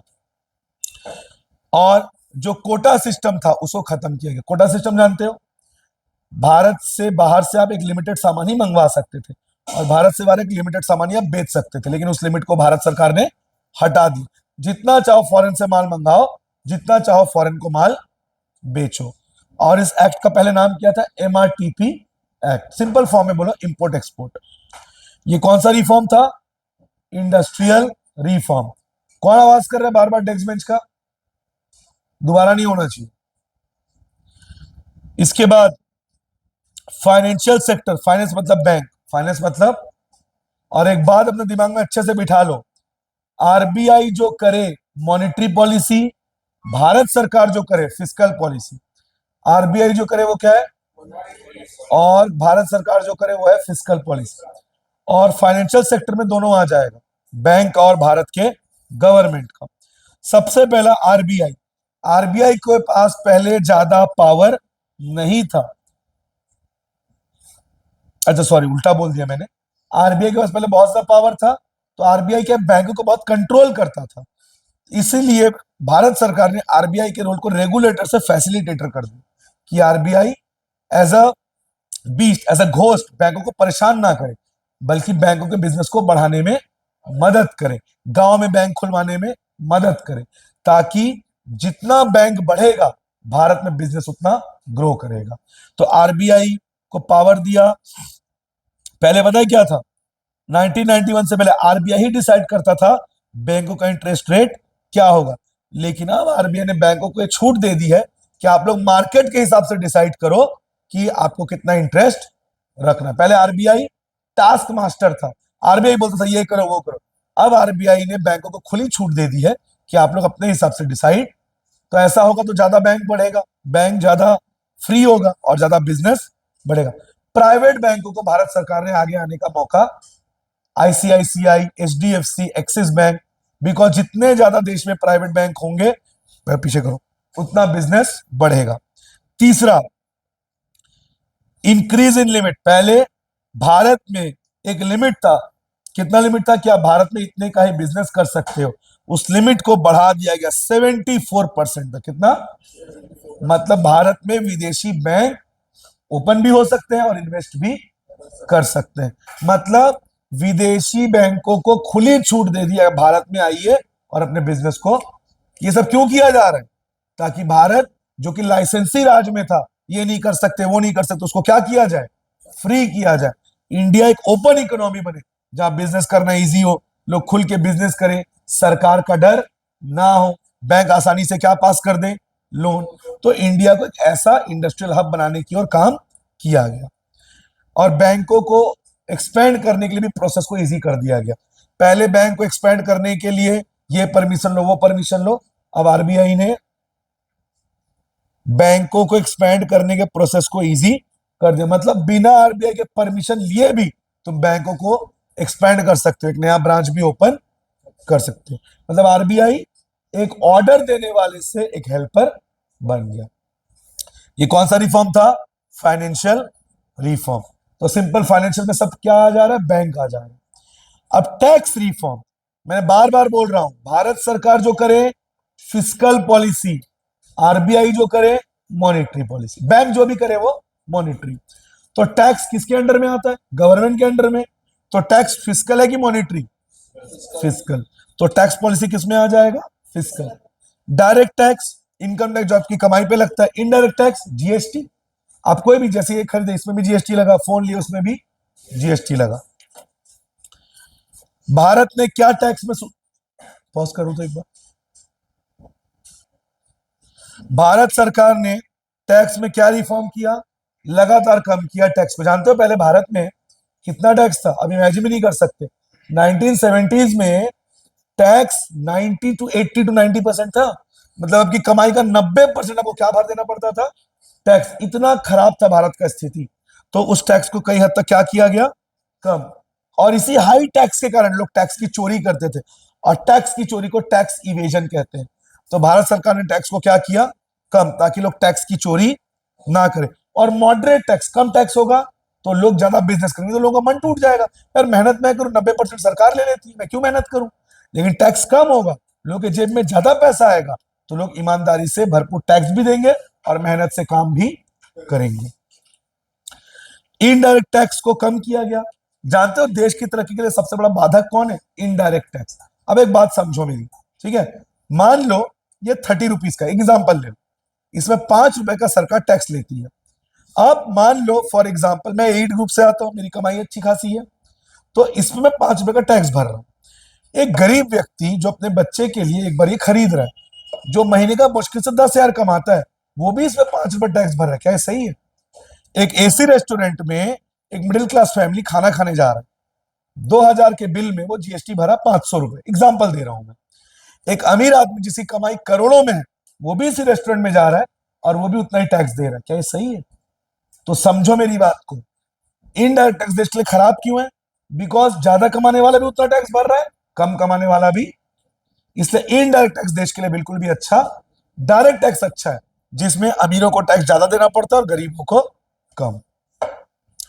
और भारत में पहले टैक्स भरने का प्रोसेस बहुत कॉम्प्लिकेटेड था, लेकिन उसको 2017 से one nation one tax GST से बहुत सिंपल कर दिया गया। मतलब अब इनकम टैक्स रिटर्न भरने का जो प्रोसेस है वो बहुत सिंपल हो गया। तो ये कौन सा रिफॉर्म था? फिस्कल रिफॉर्म या टैक्स रिफॉर्म। फिर फॉरेन एक्सचेंज रिफॉर्म, मैंने बताया था।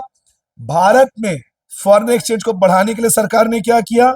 डीवैल्यूएशन ऑफ रूपी, रूपी के वैल्यू को गिरा दिया, ताकि इंडियन गुड्स चीप हो जाएं और लोग ज्यादा से ज्यादा इंडियन गुड्स खरीदें। अगर मैं अब उठा अपने चेयर से, तुम चारों के लिए बिल्कुल सही नहीं होगा, मैं अब दोबारा नहीं बोलूंगा, सोच लेना।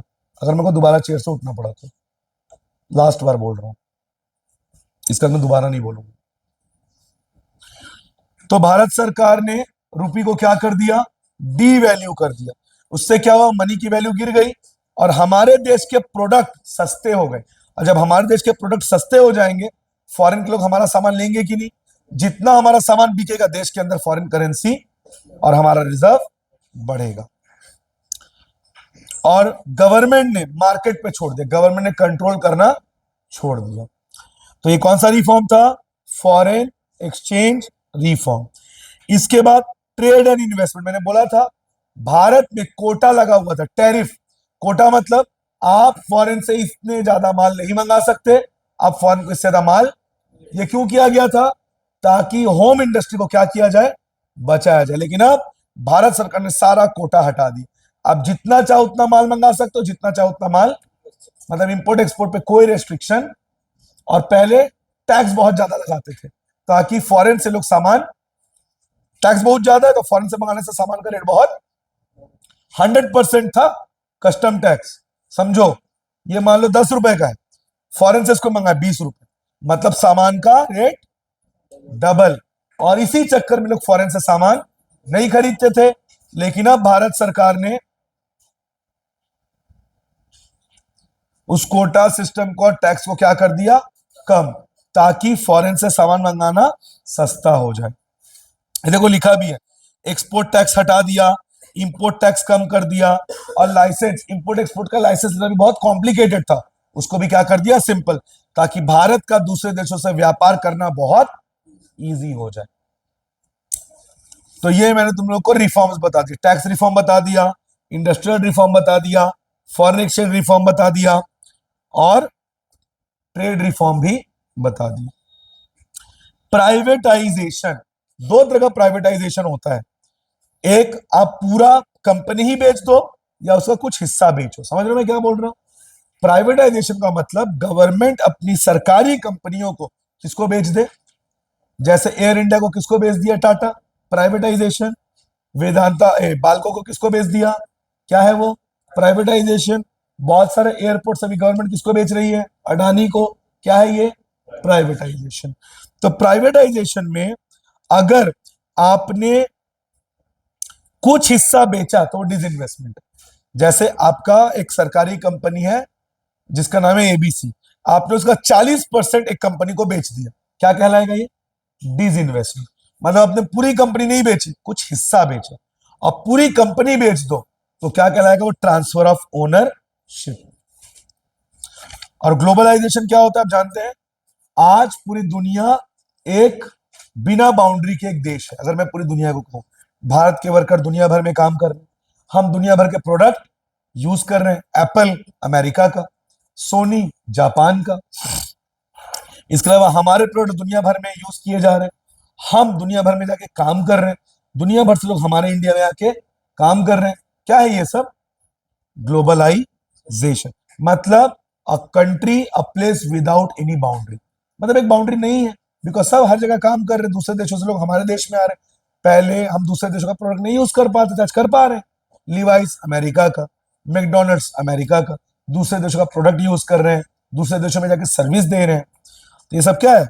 ग्लोबलाइजेशन। और ग्लोबलाइजेशन ने क्या असर डाला इकोनॉमी में? हमारा लाइफस्टाइल बेटर हो गया।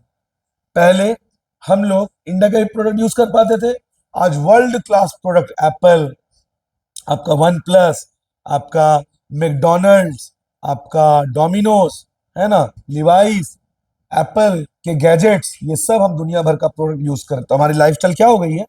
बेटर हो गई। इंडिया में लेटेस्ट टेक्नोलॉजी आई है, आज हम लेटेस्ट टेक्नोलॉजी पे काम कर रहे हैं। एआई, आर्टिफिशियल इंटेलिजेंस, इंडिया में बिजनेस करना इजी हो गया है ना। और इंडिया आज एक ग्लोबल कंपटीशन में उतर चुका है, जहां पे इंडिया कोशिश कर रहा है कि मोदी जी कहते हैं ना, मेक इन इंडिया, कि आप भारत में आके सामान बनाइए, हम भारत में आपको वैसा बिजनेस का माहौल मतलब क्या? सस्ती जमीनें, सस्ते टैक्स, ये सब आपको प्रोवाइड करेंगे, ताकि भारत दुनिया का ग्लोबल हब बन सके। एप्पल ने अभी बैंगलोर में 100 करोड़ का जमीन लिया है, गूगल जमीन खरीद रहा है। क्यों? ये सब कंपनियां भारत आना चाह रही हैं, खास करके कोरोना के बाद। देखो पता है, देखो लिखा भी है, पहले कस्टम टैक्स कितने था पता है? 250%। मतलब 100 रुपए का चीज अगर आपको खरीदना है, आपको कितना रुपए देना पड़ेगा? 350 रुपए।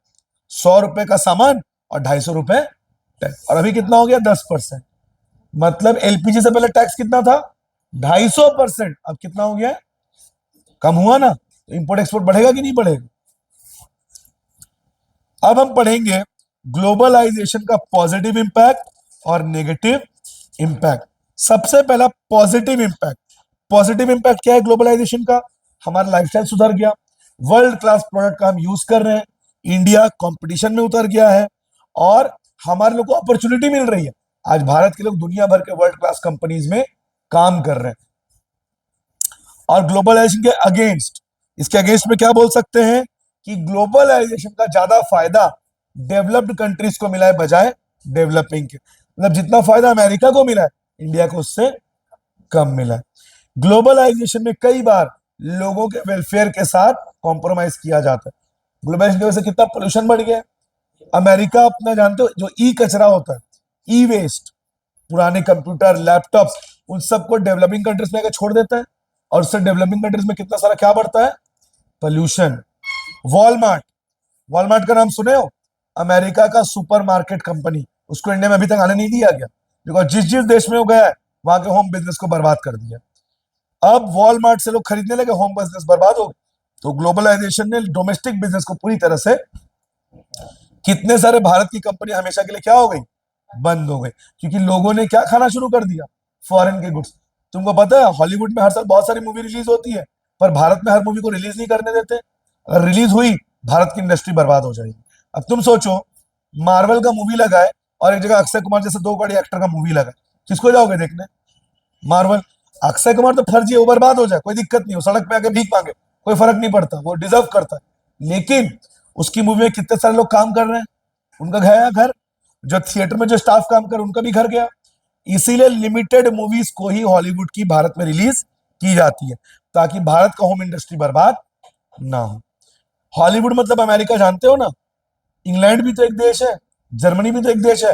हॉलीवुड ने इन देशों की मूवी इंडस्ट्री को बर्बाद कर दिया, जानते हो कि नहीं? बिकॉज इन देशों ने अपने हॉलीवुड की मूवीज को भर भर कर रिलीज करवा दिया, लोगों ने जर्मनी की मूवीज देखनी बंद कर दी। इसलिए भारत में अभी भी हॉलीवुड मूवीज को बहुत ज्यादा रिलीज करने नहीं देते। आउटसोर्सिंग, आउटसोर्सिंग जानते हो क्या होता है? जब आप अपने काम को क्या करो? बाहर से करवाओ, उसको क्या बोलते हैं? जैसे अमेरिकन इंडस्ट्रीज में बहुत सारे इंडियंस काम कर रहे हैं, इसका मतलब अमेरिका क्या कर रहा है? आउटसोर्सिंग। क्यों ऐसा करता है? क्योंकि इंडिया के स्टाफ भी अच्छा है, काम भी अच्छा है, और सबसे मेन पैसा क्या लेगा? एक अमेरिकी जो काम कर लेगा 100 रुपए लेगा, इंडियन उस काम को 20 रुपए में कर देगा। तो अमेरिकी कंपनी किसको काम पे रखेंगी? और इसको क्या कहते हैं? Out sourcing. आज बेंगलोर से निकल के बहुत सारे इंप्लॉइज नासा में, विप्रो तो इंडियन है खैर, नासा में, एप्पल में, लिवाइस में, आपका डेल कंप्यूटर्स में काम कर रहे हैं। तो ये सब क्या है? आउट। लेकिन पता आउटसोर्सिंग का होम कंट्री में बहुत विरोध होता है। क्यों होता है? बिकॉज जो होम कंट्री उनके देशों की नौकरी खत्म हो जाती है। अब अमेरिका, एप्पल कहाँ की कंपनी है?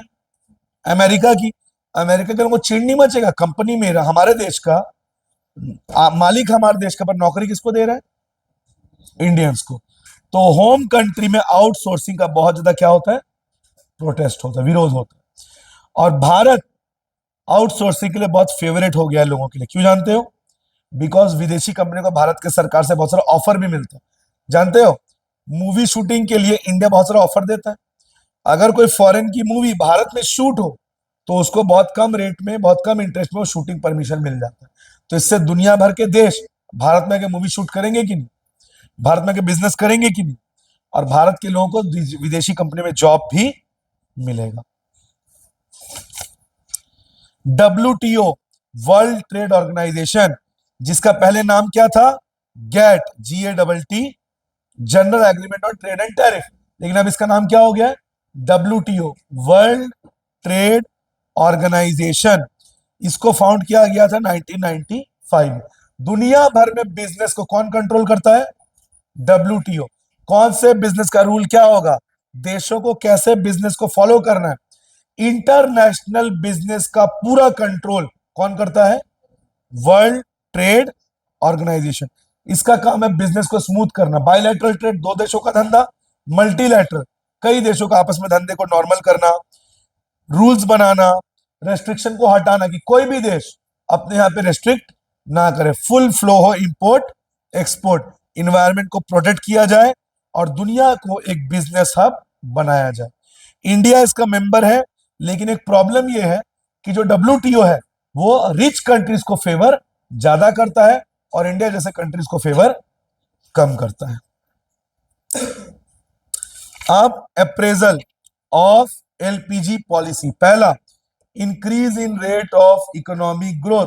भारत में ग्रोथ हुआ है, भारत में इकोनॉमी का क्या हुआ है? ग्रोथ, पहले के मुकाबले। LPG पॉलिसी के बाद भारत में कई सारी फैक्ट्रियां खुली, विदेशी कंपनियां आई, तो भारत में बहुत सारा ग्रोथ देखने को मिला है। इनफ्लो ऑफ फॉरेन इन्वेस्टमेंट, बहुत सारी फॉरेन कंपनियां भारत में आई। देखो 1990 में $100 मिलियन था, अभी $30 बिलियन से भी ऊपर, मतलब विदेशी कंपनियां भारत आ रही। देखो मैंने बोला था make in India, Modi ji दुनिया को कह रहे हैं भारत में आके धंधा करिए, हम आपको सस्ती जमीन, सस्ती बिजली, सब कुछ प्रोवाइड करेंगे। तो मोदी जी का क्या इंटेंशन है? जो चाइना हब है अब वो कौन बन जाए? Rise in foreign exchange, Bharat का फॉरेन एक्सचेंज भी बढ़ा है, एक्सपोर्ट्स बढ़े हैं, महंगाई भी कंट्रोल हुई है, और हम लोग वर्ल्ड क्लास प्रोडक्ट का इस्तेमाल कर रहे हैं, और प्राइवेट सेक्टर का रोल भी बढ़ा है। अब इसके कुछ, ये तो पॉजिटिव इंपैक्ट था, अब इसका क्रिटिसिज्म, इसका नेगेटिव इंपैक्ट, अनएम्प्लॉयमेंट बहुत बढ़ा है। क्यों? बिकॉज पहले भारत के कंपनियों में कम पढ़े लिखे लोग भी काम कर लेते थे, लेकिन मल्टीनेशनल कंपनी में कम पढ़े लिखे लोग काम नहीं कर सकते, यानी सेमी स्किल्ड, जो कम स्किल्ड लोग, उनको काम नहीं मिल पाया। खेती को हमने पूरी तरह से इग्नोर कर दिया, एग्रीकल्चर पे हमने फोकस, किसमें फोकस किया? एमएनसी ने सर्विस सेक्टर में। किसमें फोकस किया?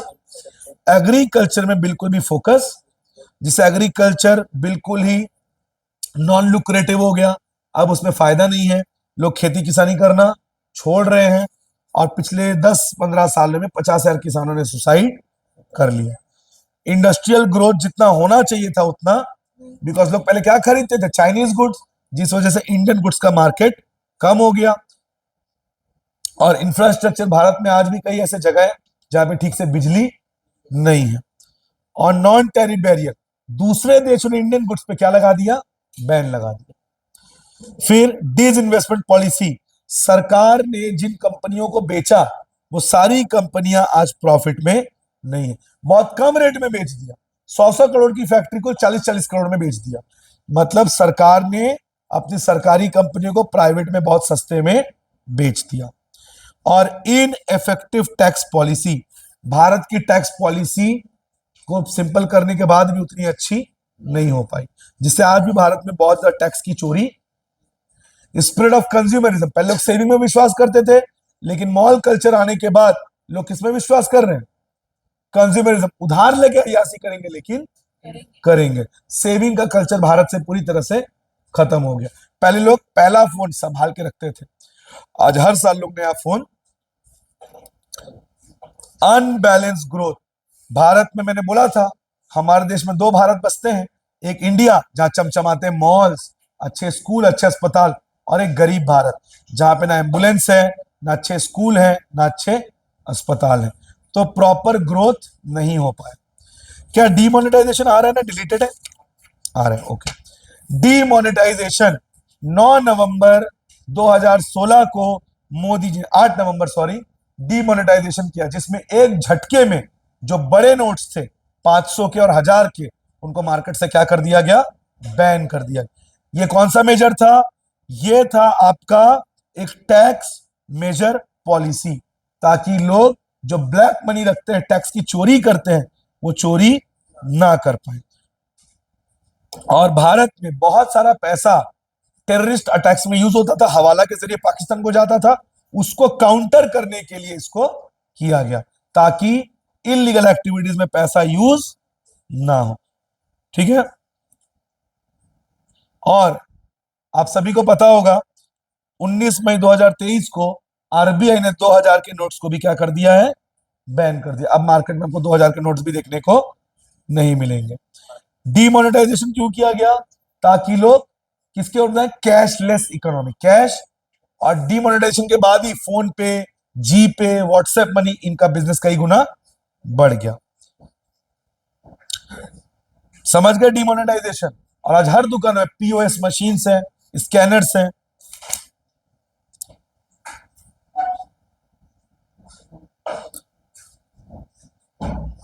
जीएसटी, जीएसटी क्या है, गुड्स एंड सर्विस टैक्स। ये कौन सी टैक्स है, वन नेशन वन टैक्स। पूरे देश में टैक्स सिस्टम को सिंप्लीफाई करने के लिए जीएसटी को लॉन्च। जीएसटी में 17 प्रकार का टैक्स लगता था, आज पूरे देश में सिर्फ एक टैक्स लगता है। जीएसटी के आने के बाद सरकार का टैक्स होने वाला रेवेन्यू बढ़ गया है। और इसमें 3 जीएसटी होता है, सीजीएसटी, एसजीएसटी और एक आईजीएसटी। अगर आप छत्तीसगढ़ के हैं और छत्तीसगढ़ में बिजनेस कर रहे हैं तो सीजीएसटी और एसजीएसटी। लेकिन आप छत्तीसगढ़ में हैं और आप देश के बाहर बिजनेस कर रहे हैं तो सॉरी, स्टेट के बाहर बिजनेस कर रहे हैं तो आईजीएसटी। छत्तीसगढ़ में मेरा फर्नीचर का दुकान है, मैंने पंजाब में माल बेचा, कौन सा जीएसटी लगेगा, आईजीएसटी। मेरा छत्तीसगढ़ में दुकान में कोरबा से रायपुर बेच रहा हूँ, छत्तीसगढ़ में ही कर रहा हूँ, तो सीजीएसटी और सीजीएसटी जो मोदी सरकार को जाएगा, एसजीएसटी छत्तीसगढ़ की सरकार को जाएगा, और आईजीएसटी पूरा पैसा एक साथ चला जाएगा। जीएसटी सिंगल टैक्स स्ट्रक्चर है। जीएसटी के आने के बाद जो मास कम्युनिकेशन की चीजें जैसे नमक, आटा, तेल, ये सब सस्ता हो गया है। जीएसटी कौन सा टैक्स है, कंजम्पशन टैक्स, जहां सामान इस्तेमाल होगा वहीं पे टैक्स लगेगा। इनवॉइस होता है, और जीएसटी के अंडर रजिस्ट्रेशन कराना भी आजकल कंपलसरी है। सोचो 23-24 में सरकार को जीएसटी से 9,56,000 करोड़ का टैक्स मिला है। जीएसटी काउंसिल होता है, जानते हैं आप लोग, जीएसटी काउंसिल का चेयरपर्सन कौन होता है, फाइनेंस, जो अभी कौन है, निर्मला सीतारमन। और वाइस चेयरपर्सन स्टेट गवर्नमेंट से लिए जाते हैं, और मेंबर्स अलग अलग स्टेट के फाइनेंस मिनिस्टर होते हैं। और इसमें डिसीजन 75% की मेजोरिटी से ली जाती है। इस तरह से आप लोगों का थर्ड लेसन भी खत्म हो गया।